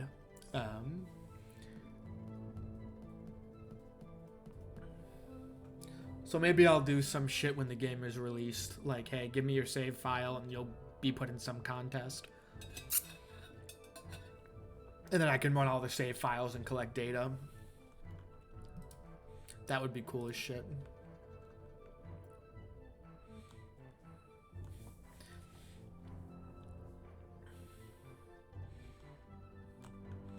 Let's save here. Okay, so now you don't need the Faba outpost thing to go. So that looks a little barren. Collisions are good. Okay, so I forgot the overlay. You see? I need to put in the overlay. Here's Zai. He's not going to say anything right now. Yeah, I could vibe with this. Maybe a little tent. Something to show that vibe that Zai's chilling here. Let's do that overlay, but I'm pretty happy with this. I want to move this and put another grass tile there. I'm okay with this being pretty obvious. Maybe I'll start you up a little further, so the instinct is going to be to go forward and not to go to the right. So now this is going to be weird because there's no cutscene here. So I need to add in this. But we're getting there. So this will maybe cut a couple minutes of content out. But I think it'll help. It'll help a lot. I could do something cheeky like Froggings wants to receive you. Yeah, something like that. It'd be weird. And stuff in the beginning of... no, that stuff's still going to be if you go back here. So this will still work as intended.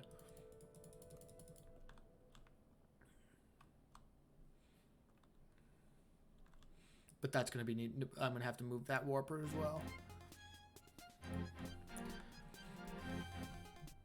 Because it still works perfect. Gus gives you that dialogue like, hey, I thought this was the exit. No, Zyle just be right here.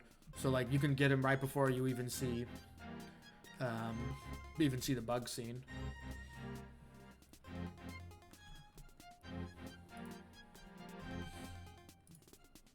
Okay, here's how I do the overlay quickly.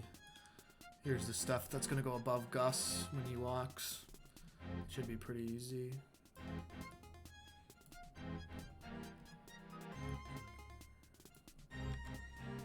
Just move that to this.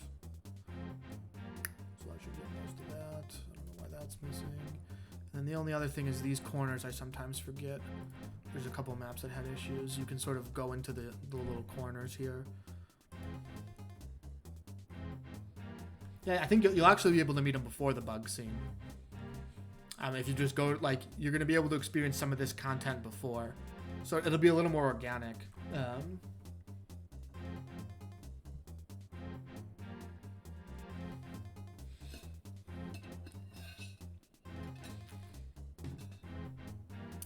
Yeah, get hyped. Thanks for stopping by. Thanks for joining in. We're nearing the end, everyone. It's been a long ass time coming, but I don't want to move that up.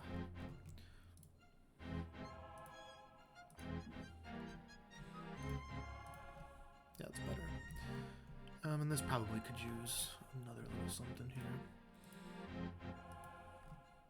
Yeah, I could go with that.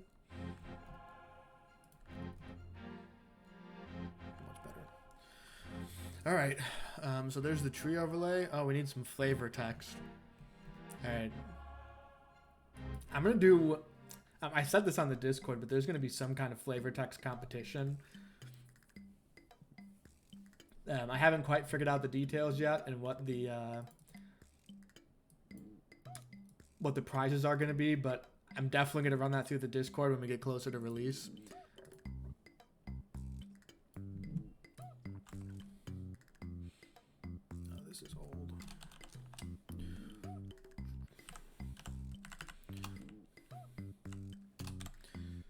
Let's write some flavor text. Maybe next month. The release date is gonna be like really close to when release is. So like the release date, it might be a little bit off, but like it's gonna be a very short distance from release to, or from release date to the actual release. Like, I don't want to give an exact yet because I don't want to say anything that's not going to hold. But yeah, maybe next month for the date. I'm not 100% sure yet. This week, I've sort of been doing a bunch of Steam stuff. And now it's time for me to move on and get back to like the end of development. So like, I think this week I need to sort out some time stuff with my publisher. And then hopefully we can get together a day pretty quickly. No, I think these trees are going to be cut off like this, but I changed the image here. All these trees are set up like, let's see, the trees are set up like this. So like I'm optimizing the image space here. And I didn't want to add this little tip because then it would fuck up all the other trees. So it should be okay. Because I'm like changing the image in the object like right here. But yeah, I'll be posting when there's a release date. Trust me, I'll be really annoying about it, and everyone will know. Okay, guys, I have a big tree and I have a small tree, or I have a big tree and I have a tree with a star. It's flavor text time. Are you guys ready to see me see the brain in action over here?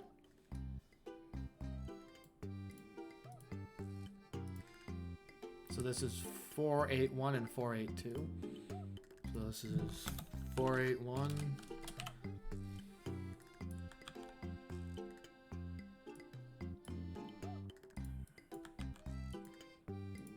And this is 482.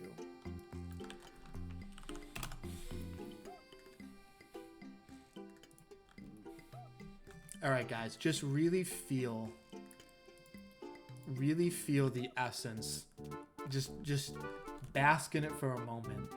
Gather in the environment. Really just, okay, now look to the cosmos. It's gonna come to you, all right? What this tree is, what it's thinking, it's gonna come to you, all right? And you're just gonna let it flow out, all right? Just gonna let it flow out. All right, it's a fucking tree, all right? Someone got mad, like, you can't say the F word in the flavor text. Yeah, I can. It's a fucking tree. And then it's a fucking tree with a star on it. All right, see this right here. Yeah, see, dude, this is why the game is littered with spelling mistakes. Cause I go off of feeling. All right, I go off of pure feeling. All right. So this is game dev right here. All right, guys, this is just the pinnacle. This is just the pinnacle of game dev right here. There's no one to stop me. There's nobody who can say no. You can't do this. All right, I think we should be good with the overlays. We'll test that real quick. It's just unchecked power, everyone. There's no checks and balances. It's just me. I have complete control. The Chaos Emeralds.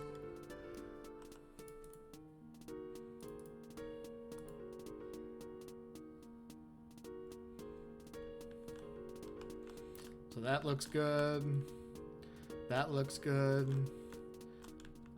There we go. Forgot some right there.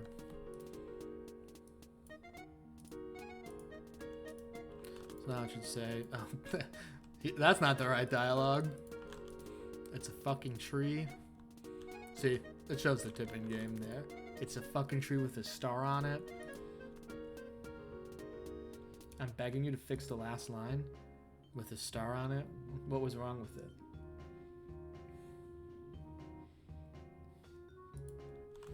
Will that work? I think I have it for that.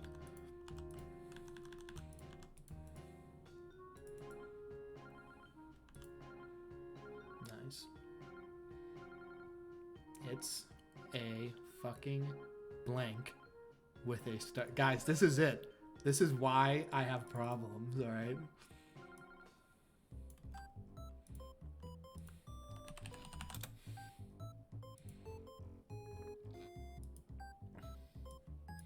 Yeah, you can uncensor in game.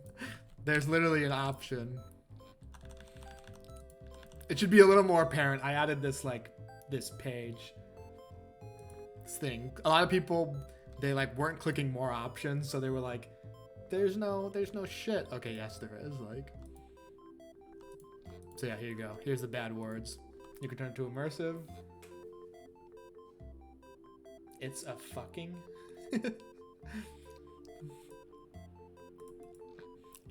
Me no good at spelling. Yeah, I keep it on immersive when I test things. So that's gonna move too.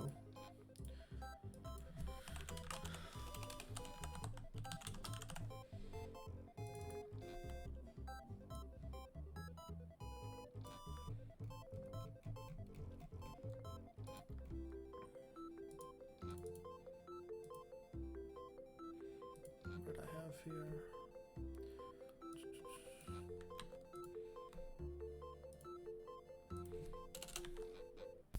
216.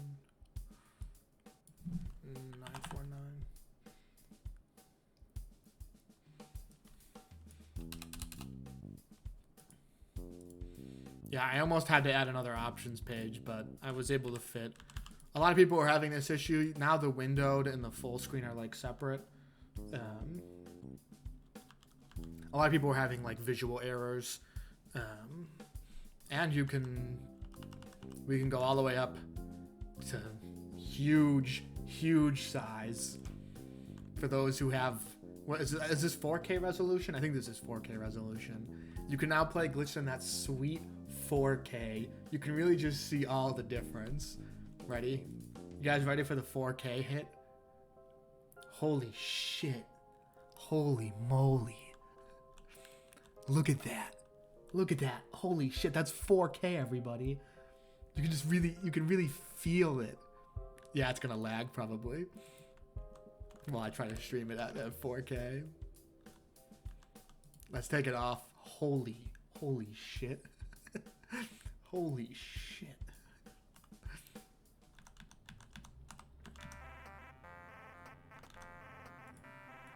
This is the future, everyone. Yeah, they were separate. A lot of people were having issues. I don't know why what's it called? I don't know why I didn't have them separate before. I was just like, it's just slipped through my mind. Okay, I think it's now gonna set up some dialogue here. Oh, I think I wanted a tent. I feel like Zai deserves a tent.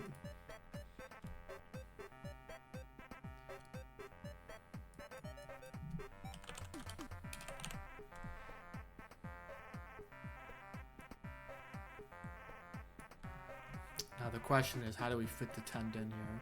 It's a fucking big tent, and I want it down there. Will it fit over there? Let's see. Sorry, grass patch.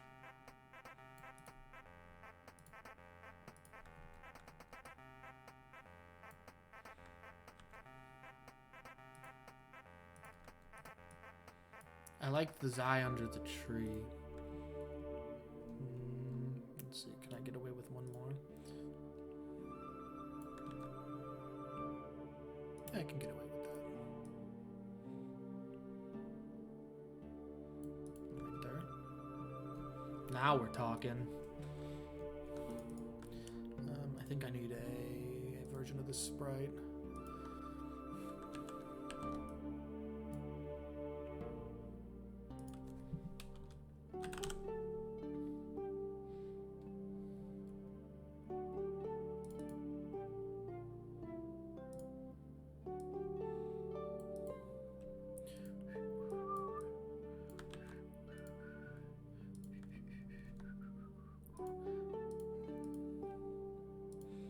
Do some color swapping real quick.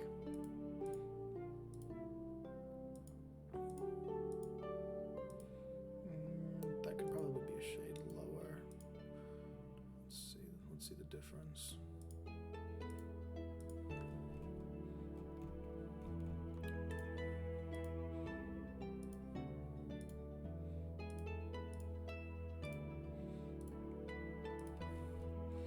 There it is, everyone. That was a speed run right there. Recolor speed run.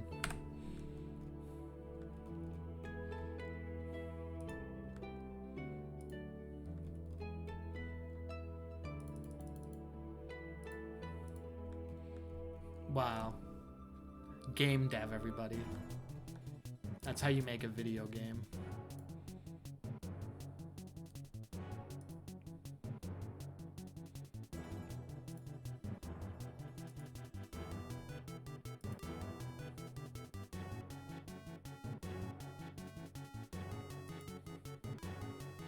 Yeah, some sprites, they... like, the easiest for me is just to use, like, a whole separate sprite. I could have gone about some system where I'm using shaders to change the grass, doing all this stuff. But because I'm using pixel art, it's probably less work overall to just add a new sprite. Like, if these were 3D models, like, you'd probably want to use a shader or something, right? But because pixel art takes so little, like, you can do giant, like, pixel art's so tiny. And especially, like, some people are kind of dumb when they make their Game Maker games and they put their blown up art in, but all of my pixel stuff is like perfect pixel, and then I blow it up after. Like my sprites are super small, so adding a couple extras for this is probably the best way to just do a recolor instead of like doing shaders and shit. That's gonna make the runtime slower. Like if I was using a fuck ton of shaders for my pixel art. So this is what I found. It's just easier. It may make the file size a little bigger than it needs to be, but who cares? It's the difference between like a half a gigabyte and maybe a gigabyte. So like, who cares, you know, in terms of final release? And I don't even think it's that drastic. So yeah, this is gonna need flavor text. It's 483 where we are. So yeah, that's how I do my recolors. I don't bother with the shaders and shit. Not for pixel art like this.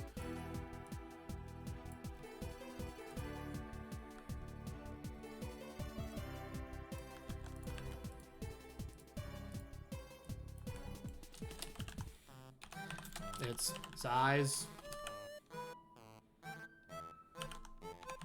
10. Don't go in there, man. Wouldn't be cool. There's flavor text, everyone, see? Wow, see? Here's the lore. It's size 10. You just got some sweet lore delivered to you, alright?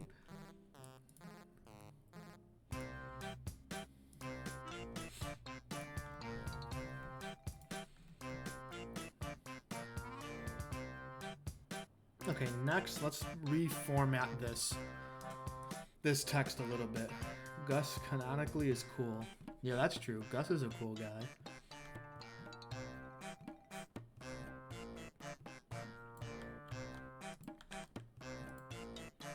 So what I'm gonna do is have a variable here. I still want this intro to play out the same, but Zai's gonna get some more lines now because he's just gonna be like an NPC. Who maybe at some point, if you're... No, I won't do anything crazy like that. I'm going to keep this simple. I don't want to spend too much time on this. So let's do a condition. Zai, Covewood, talk. So if that's done, we'll go somewhere where I don't know yet. And if it's not done, I'll go to 2.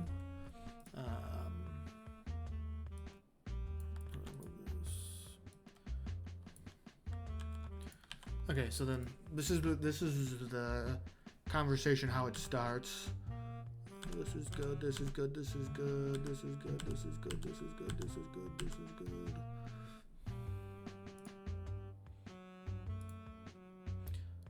So the only thing that can probably get cut from this is this. Can I cut some lines out here? This is a little bit lengthy.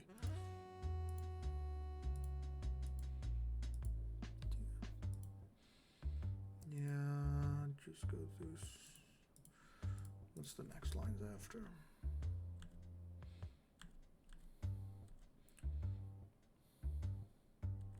See, I don't know if I want him to say this stuff. I could make a variable like, hey, the first time you see a cat, trigger this, but I don't know if I really want Zai to even go into all of this stuff. Maybe he says something to you when you talk to him.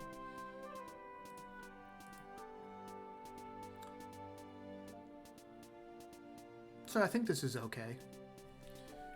So now I'm going to trigger this. So now I want to set this variable to done. So now the next time you talk to him, you're going to be sent here. But this is going to be new text.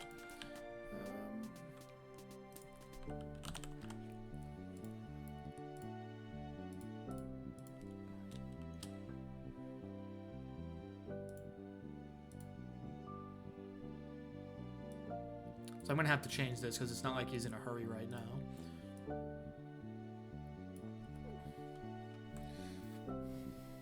Won't you need to implement the essence magic on Zai now that he's an NPC in the overworld? Yup. Here's the joys of making glitched. So every time there's an NPC who you can interact with, you have all of these sweet scenes here, which point to some dialogue. There used to be a couple more of these, but I actually cut them from the game. So like there used to be some mind reading stuff that you could get later in the game, but they're only the essence magic directly interacts with NPCs. The rest of the magic you get doesn't do that. So I'm gonna have to do all these too. But let's just. I don't know if I want to write this on stream yet. But I'm just gonna make sure this works, and then I'll come back later and do the actual writing on stream. So I just wanted to say hi for right now, just to make sure that this flows. And then I'll come back off stream and write this, because this is not spoilerly, but something that I want you to discover for yourself. So let's try that. So this should be Covewood, and he should be 1.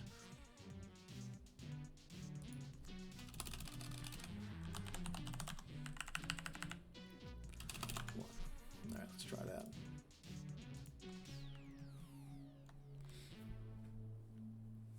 So what's next on the list after this? So I fixed Covewood entrance. I made the Xy Zone bigger, or made it a part of this. Made him optional. I guess we'll close down Faba Outpost. I know what I'm going to be using it for. Man, I don't want to give away the spoiler, because it's kind of a big spoiler. But maybe I'll talk about it a little bit.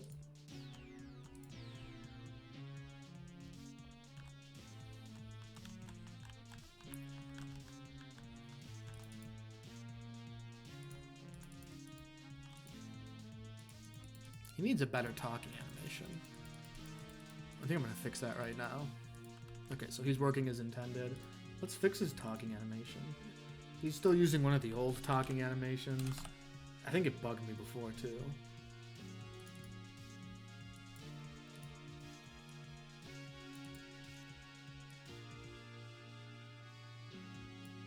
Yeah, so the hope with all my changes is you're not going to have to come back and do this stuff over again.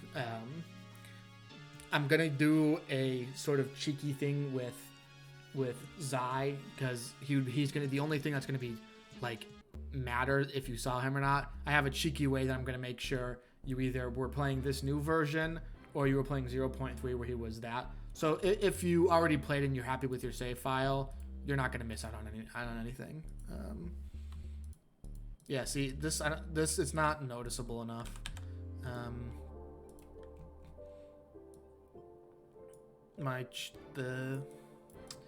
The one thing I always do is this now. This I feel is more noticeable, and it's literally easier. There's like no animating involved. So here's that. I don't want that anymore. So that shows off. I could do a little bit of animation here. Let's see. Let's try moving the hood up.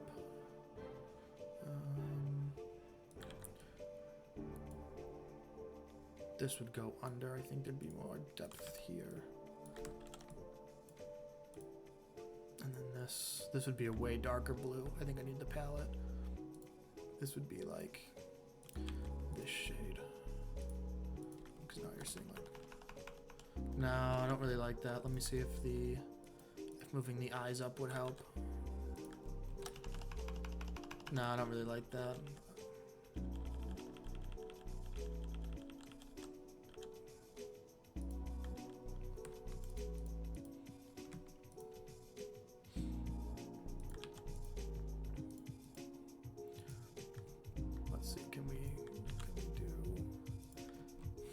This is better for now. I'm still not thrilled with it. This would probably sway a little bit. If he's lifting it up, it would like swing behind him. Yeah, I guess that's fine. I don't really like how it just looks like it's scrunching up. I think it's better if we'll try this. No, I don't like that either.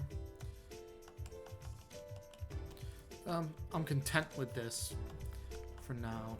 This needs some connective right here. I'm content with this for now. I don't like how that's not moving either, though. Maybe this is why I wasn't fucking with it. Let's see. And then maybe show movement there. Nope. Yeah, welcome to animating. I just try a bunch of shit till I get something I like. Okay. I'm content with this for now. I think it was better when those were actually not there. I think that was showing some type of movement. Yeah. I could maybe bring these guys up. this would be like a darker shade. It's under his neck.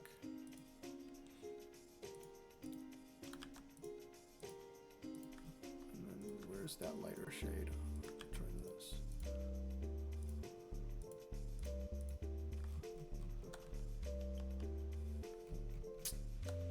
Still not super happy, but I think that's a little bit better. At least you sort of see that moving. Alright, I could roll with it for now. But yeah, I think for this I'm good. So I do need to do this, but I think we could probably do this on stream.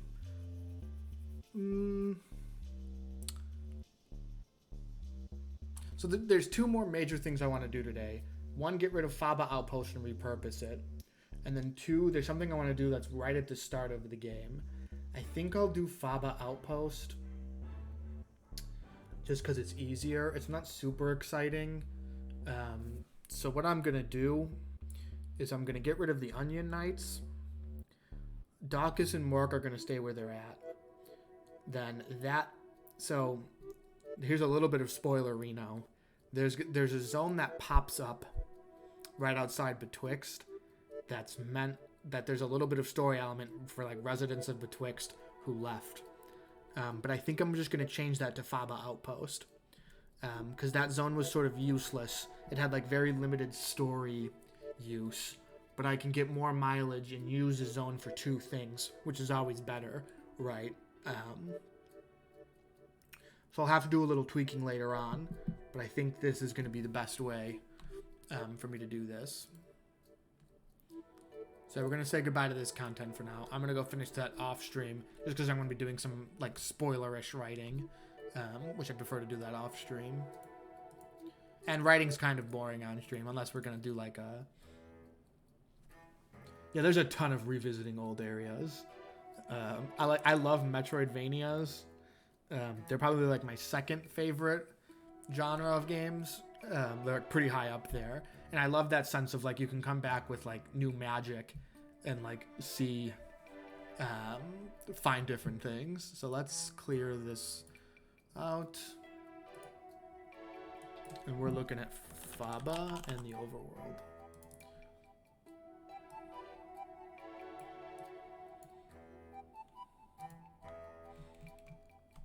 So here's Faba. Here's the overworld.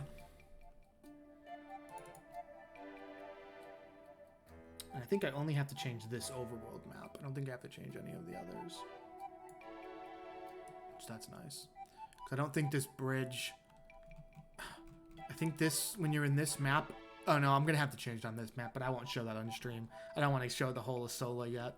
Yeah, this is a Sola down here. Okay, let's start with some demolition, shall we? Here's Faba. Oh, here. I guess you're gonna see this either way. This is for the many people who are like, how do you get through this? There's a magic spell that summons these bridge boys to get over gaps. So there's like a dungeon that the dungeon moves throughout the game, and each time you beat the dungeon, you get one more bridge boy. And so in zones like, what's a zone that is there another zone in the demo that has a big gap? Does anyone know?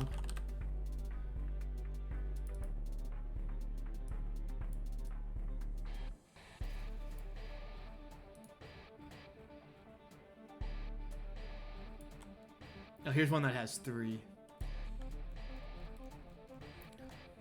So here's the 3 of them. So they fill it like that, and you can like walk. I think there's like, can I show it?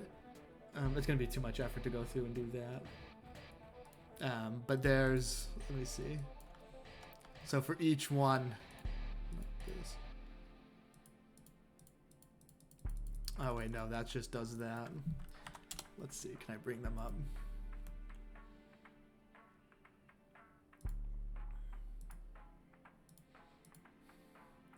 Where the fuck did my asset browser go? Where'd my ass go?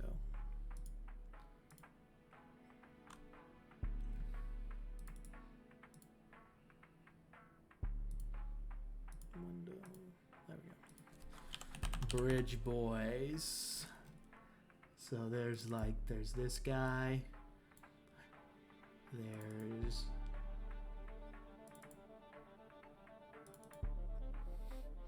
There we go. So there's like a bunch of different ones. And then when you step on them, they like make a little face like that. There's this guy. So yeah, I think there's 6 of them in total. So the dungeon like moves. So like, you know, for small zones, you need 1 or 2.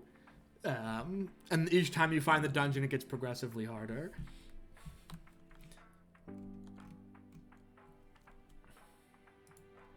So there's a little look at some magic. Okay, here's my favorite thing. I get to gut content. This is probably the only straight gutting of content that I'm gonna do. Is gonna be with these guys.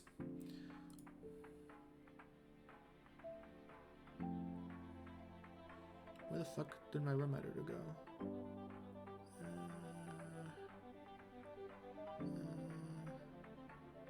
Guys. Oh, I fucking closed that over there. Hold on, you guys can't see that. That'll be spoilers.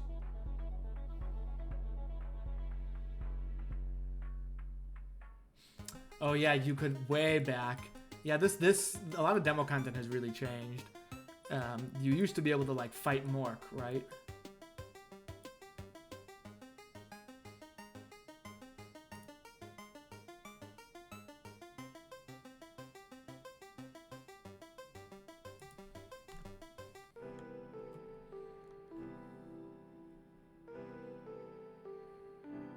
Yeah, one sec, guys.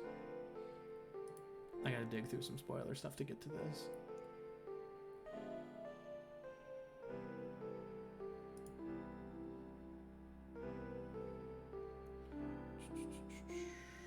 Almost there.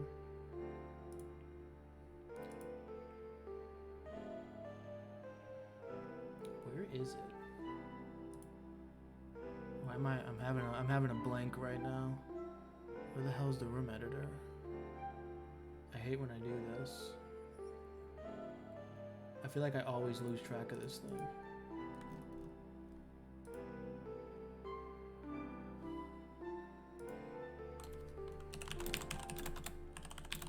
So I'm just hiding this screen. I have to go through the asset browser.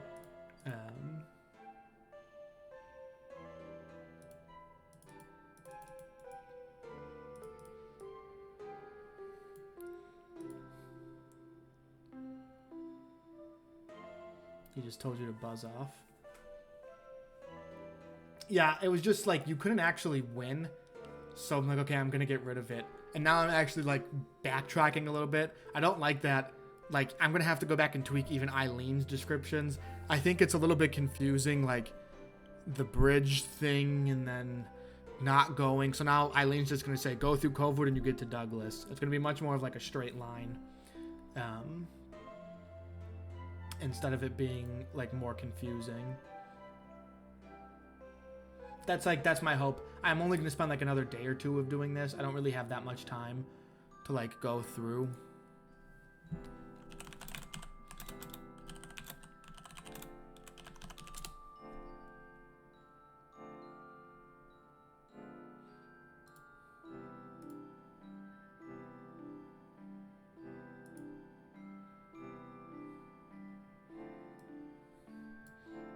Let's try that.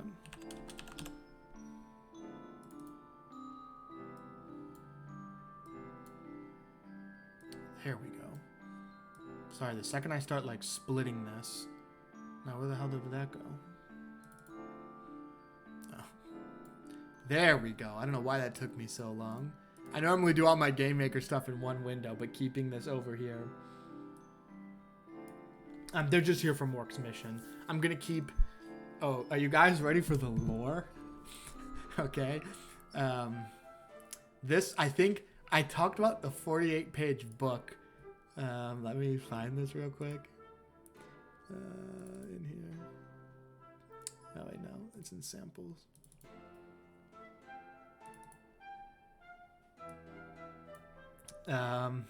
Just bringing up my lore here. The reason that there is so much Asola stuff over here is because back in the day, and this would have been, here's me. Are you guys ready for this? You guys ready to see how much I write actual lore? Okay, so when I get really bored, I like write out historical events. So like so like here's like the War of the Rivers, which took place between 835 and 838, and this was a war between Asola and Gundin. So the reason there are so many like Asola stuff on this part of the world is because like they used to fight Gundin, and they were fighting over Douglas in that land. So this was before Douglas Village was a thing. So this is why there's like outposts and stuff over here, and the reason why Mork is where he is because like a very important historical figure in the war died there, and so there's sort of a monument for every scout knight is like over there. So that zone where Mork is in, I think that's Esseldor's Rest. That's one of those zones you want to return to because you can definitely see more, right? Oh, good night, Frog Tech. We love you. Give it up for Frog Tech, everybody. So yeah, that's why there's a bunch of Asola stuff over here, and that's why it's still okay that that Mork is chilling there. Like it still works for, even if the bridge is gone, it would make sense. It actually probably helps. The whole thing is that like they make a pilgrimage there, and it's kind of a shitty pilgrimage if they just cross a bridge. So it actually kind of helps the story a little bit that like they're way out in the wilds, right? I'm gonna have to rewrite some dialogue around it, but that's all right. All right, say goodbye. So now this is gonna be another optional zone, which is good. Like more optional stuff, the better. I didn't actually like. I was trying to line up the story. I was sort of overthinking things when I made this change.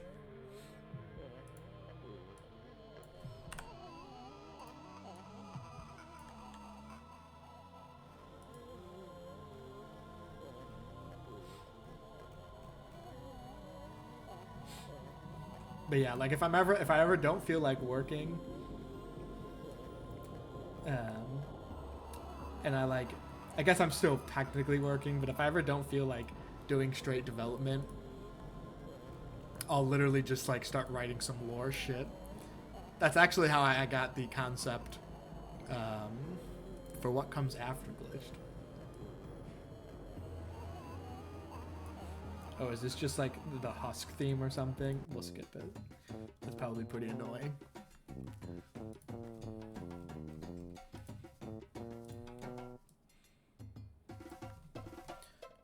So I'll only keep one of these walls. There's no reason to have the other. And I'll just fill that space. I don't think I need to do any like major.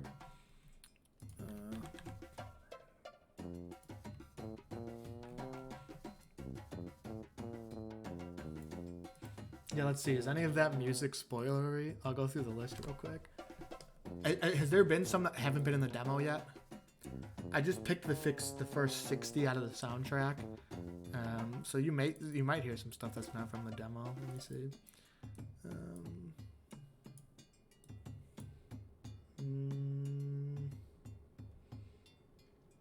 Okay, so there's 2 battle themes that I don't think are from it.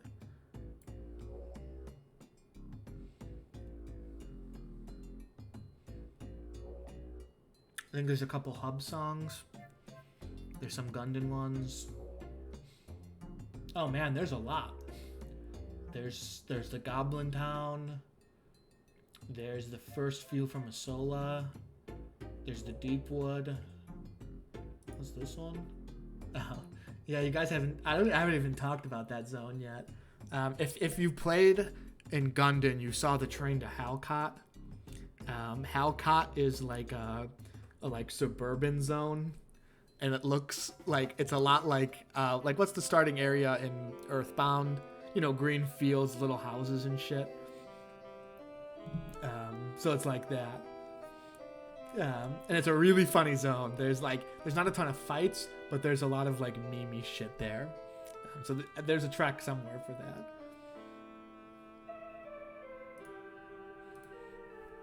Yeah, that's Halcott. I think Halcott's mentioned in the demo. I think, yeah, if you play in the Silver District is Karina, and that's where you can take a train to Halcott. So that's north of Gundon.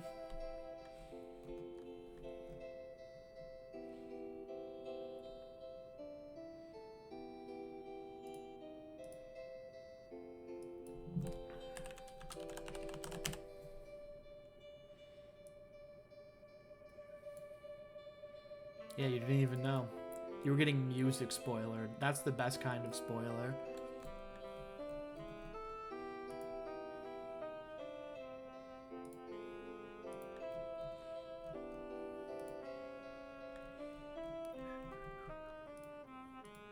Yeah, I can't hear it, so I hate, like, I try to not wear my headphones as much as possible. So right now I'm just listening to silence.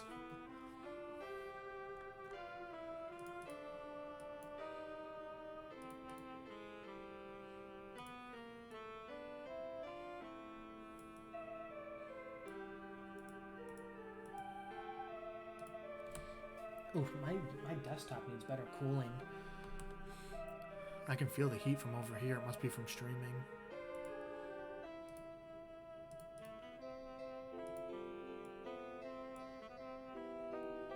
Yeah, say Ripperoni Bridge.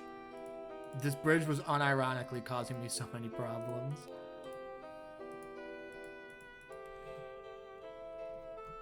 Oh.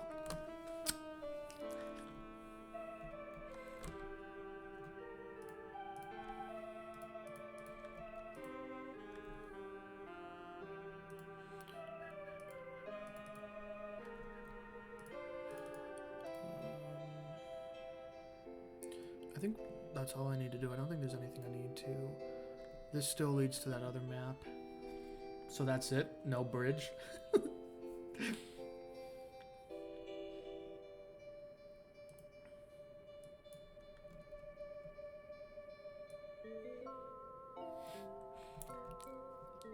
Here's what I'll tell you. There's something here.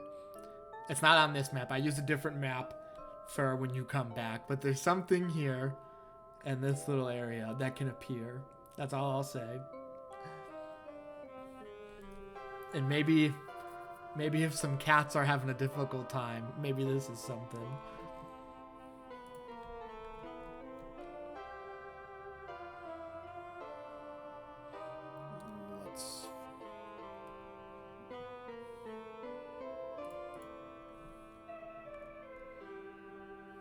Gussie.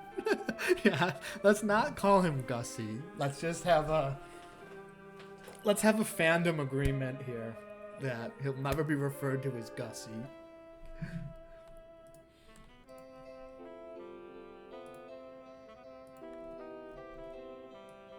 Can you guys do that for me? Gussie Baka. I was cursed just saying those words. Just having that come out of my mouth cursed me for 1,000 years. It cursed me and my offspring.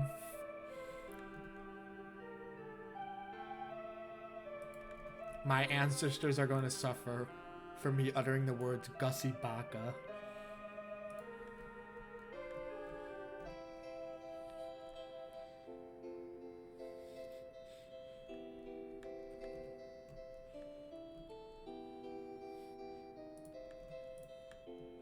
That's not a smiley face moment right there.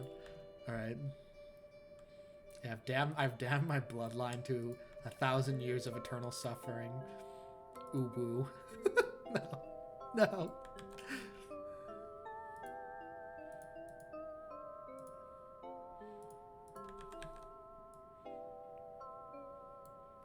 don't think we need another one, actually.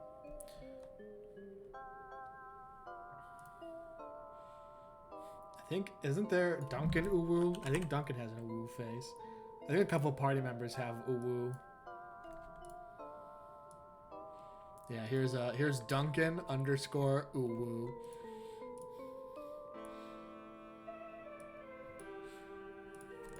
That's the official name of this emotion right here. He says, "Let's fucking go!" Sussy Gussie. That should be a ban. I should ban you from the chat for that.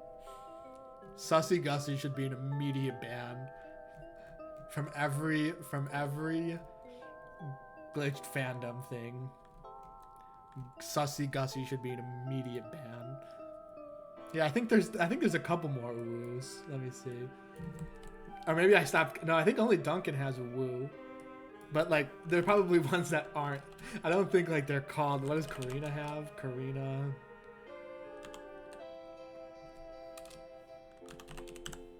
Is there drunk? Oh yeah, there's a couple drunks.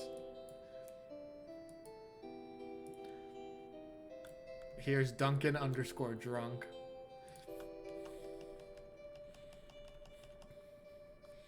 So this is why I got the M rating. It's not a great mystery.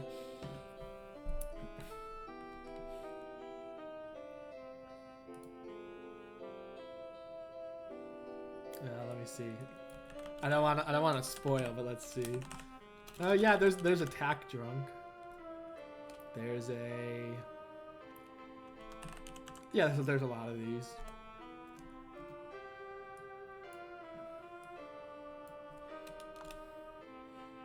Is there an outfit I haven't shown yet? What can I show that's not super spoilery? Oh, I gotta go into here if I want to show you some of that.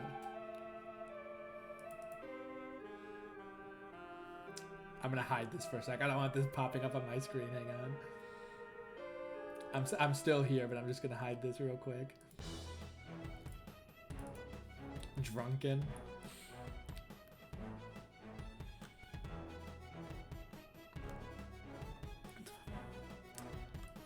Let's see. I can show you these outfits. Should I do a character? This guy's too cool for me to reveal. I can do a backer character. How do I have such a clean desktop? Because I told you the only thing I do is glitched. Alright? I literally don't do anything else.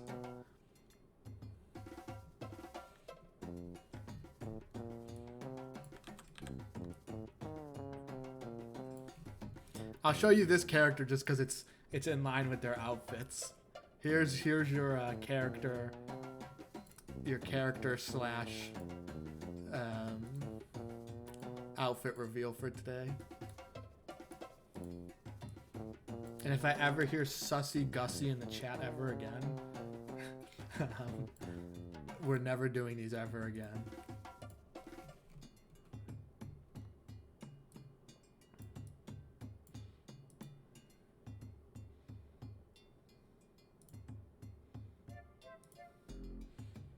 Yeah, so here's the hero outfits for Gus and Karina. And this is Bubble Knight. He's a Kickstarter character. He's one of my favorites. He's part of the Hero Academy line. Yeah, this is their like Power Ranger-esque outfits. This is Bubble Knight. He's like the poster boy of the Hero Academy. This is actually a backer design. But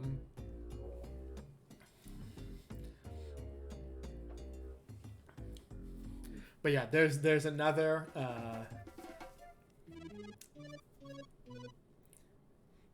There's like another. Bubble Knight has a counterpart who I won't show because that's the joke is too good with that character. But Bubble Knight, like you see Bubble Knight a lot. It's not a huge like super spoiler. Yeah, Gus keeps the hat. Is Bubble Knight dateable? No, they aren't. Bubble Knight's busy being a hero. So there's your little drip. There's your content drip, okay? There's your crumb of content. I'll post this in the Discord later. If you went to the Hero Academy, you're a bootlicker. Maybe that's true.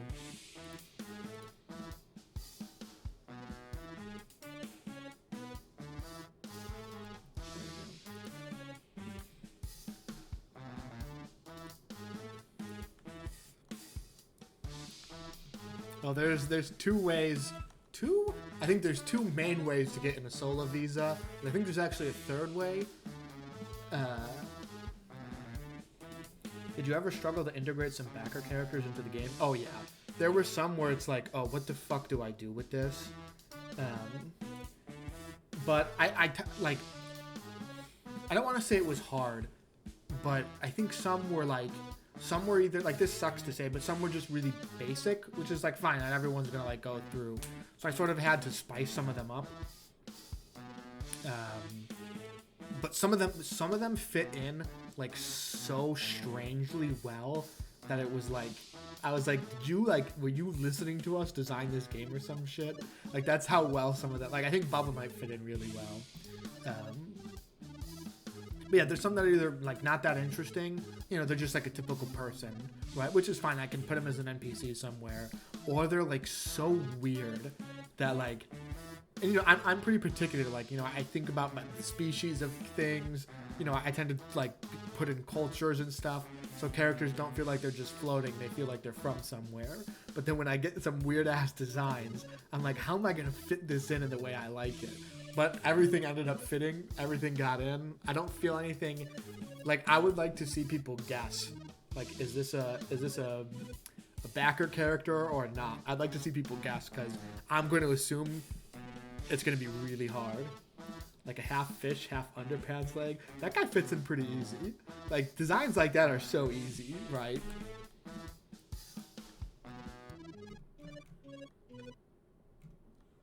I see something I don't like. It's better. Let's finish this. The problem with these streams is I get distracted so easy. Like, getting no work done.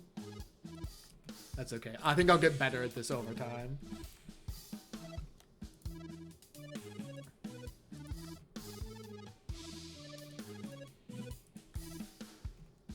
We could probably go with one more. Okay, that looks like it fit pretty good. I think that should cut it out completely now. Let's take a look. But yeah, I was pretty happy with the backer designs. Like, yeah, I think it's just a nice way. Like, one, I don't mind streaming. Two, I'm pretty close to being an affiliate, so like I may as well go for it, right? But I also just kind of like doing this on stream. It's like a nice change of pace. How long are you planning to stream? I don't know. I have to do some spoilery stuff that I kind of want to get to sooner rather than later. I'm thinking of just doing it on stream, but maybe I'll end and save some of this. I kind of want to finish this before the weekend. I don't know, maybe another half hour. We've been going for 3 hours already. Or close to 3 hours. Wow. Look at that. It's gone, everybody. All my troubles.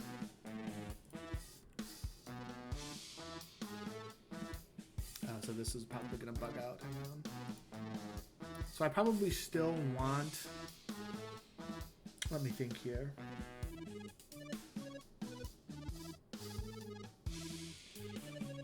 I don't think I want like a scene to trigger here. I think you can just talk to Dawkus. The little land indent. Oh, like right up here? Maybe. I kind of like when the land is like a little more natural looking versus like long stretches. Does that mean no worm? There's worms. All right. Each area has, so there's like big fast travel. There's big fast travel, so like throughout the world is the bees. Then there's like local fast travel. So in Gundam, that's the monorail. Then in Asola, that's worms. So like there's a couple different key points in Asola, but Asola's like more spread apart. Like there's the Kingdom of Asola itself. That's like the main place. But then there's like Kalen Ridge, and that's a good walk. Then there's, I think, like a big farm area down south. And then there's a big fort area like north. And you can take a worm to go between those zones. Then what's in Afina? I don't want to give anything away there. Kolulo doesn't have anything like that. There's no like local travel there, but Kolulo's like more of a subzone. Like all of Kolulo shows on the Gundon map. So like the Gundon area is like Gundon, Halcott, and Kolulo, and those are all sort of next to each other. But the Gundon fast travel sort of feeds into Kolulo. You can take a train to get you. Oh, there is a boat. You can take. I forgot about it completely. You can take the train. So if you're in Gundon, you can take the monorail, which will take you to Kima Island, which is like a little island between Gundon's land and Kolulo. And from Kima, you can take a boat that goes straight into Kolulo. So like instead of walking, you can literally talk to two NPCs, and you can get from Gundon to Kolulo like that. Kolulo's not open immediately upon the demo exit. You have to, once you get through a Sola, then Kolulo opens, I believe. Or at least you get the option to open Kolulo, I think. And then you can do that. So I try not to make, like, I don't want you to spend time, like, traversing if it's kind of useless. So I try to do things like that to, like, make your life a little more convenient.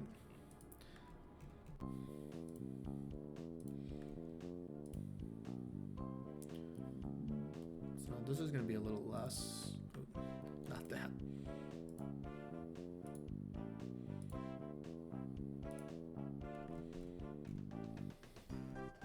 But yeah, I love like fast travel mechanics like that. I like when they fit in. And then what else in terms of travel? There's the bee magic, which you can go to different hives. That's like long distance. There's a spell that brings you to the overworld. I think that's it. There's a movement spell, but I don't want to. I think I showed it once on the Discord. I think it was called Zephyr Dash back then, but it's cooler now, and that like makes you quicker. So if you're just trying to get through a zone really quickly, I don't want to spoil that. And it also, there's like some skill involved, so I think for speedrunning it'll be super fun. Yeah, it's really fun. That's like an actual movement spell, and you can use that on the overworld as well. So if you are some speed run, I was trying to think of a way to get you to have it before the demo, but I couldn't really figure it out. But I think I'm gonna make it immediately available in Gundon, and like easy to get to. So if you're doing like yeah, I kind of like the idea of like some movement stuff. Like what did Paper Mario have? Like the spin, and I know like a lot of speedrunners use that. So I want to do something like that just to add that little bit of flavor. But I also implement a lot of dungeon stuff that uses that spell, and it makes it like really interesting. When you guys see the dungeon, Saturday stream is going to be moved to Mondays. I'm going to do Thursdays and Mondays. I think it's better than the weekend. I just feel Saturday's kind of a bad day. One, for me, I tend to plan. If I ever do anything, I do it on Saturdays. So that stream is going to be on Monday. And that's going to be a dungeon stream. And if you saw the first dungeon, wait till you see this dungeon. You're going to be like, holy shit. Like, what? This is a whole different game. I wanted to include some footage of it for the demo, but for like the demo trailer, but I decided to wait. The footage of like all the dungeon stuff will be in the official release trailer. I kind of, the trailers we put out were way more geared towards the demo. But there's going to be definitely another bigger one that will show later game content, but I didn't really want to give as much away yet, because I know it's still going to be a little bit. Hang on, I'm going to go to the bathroom real quick, guys, take a break. We'll probably go for maybe another half hour. So yeah, I'll be back in 1 sec.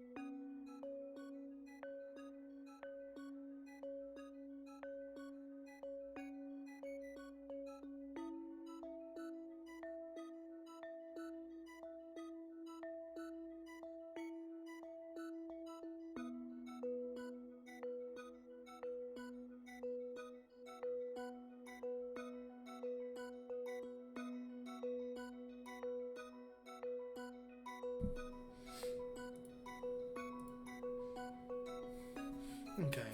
I think actually I'm probably gonna go. I want to do some of this writing off stream. The only other thing I'm really gonna change is it's kind of gonna be cool. So I don't know if I want to spoil it for you guys yet. So maybe I'll leave that one off stream. But I'm gonna do some writing now, and I don't really like. I don't think I want to write on stream. Maybe when we do the quest stuff, I'll do a lot of writing on stream. But I think I'm gonna go. We've been going for about 3 hours, so I think that's good for the first one. I actually really like this stream. I think maybe I'll do it more than once a week. I'm gonna get better at actually getting work done while I do it. I can get distracted really easy, but yeah, I thought it was super chill. So I'm gonna go. I'm gonna do some writing. I'm gonna finish this up. I'm hopefully gonna get an updated build to you guys in the next couple of days. There's really not much more for me to do, so maybe after the weekend. So yeah, thanks for the stream. Thanks for joining me. It was pretty good. I like this. I'm gonna definitely do this more often. But yeah, right now Mondays and Thursdays. So maybe we'll do like Mondays, Thursdays, and Saturdays. Maybe I'll do like a longer development stuff, and maybe that will be every couple Saturdays, like not every Saturday if I'm busy, but maybe we'll do that. But the next stream will be next Monday, after the weekend, and that'll be gameplay stream. So yeah, and then what did I say? Oh, that's once I get affiliate. I think I'm pretty close. I think we only need like 2 or 3 more streams to I'm affiliate.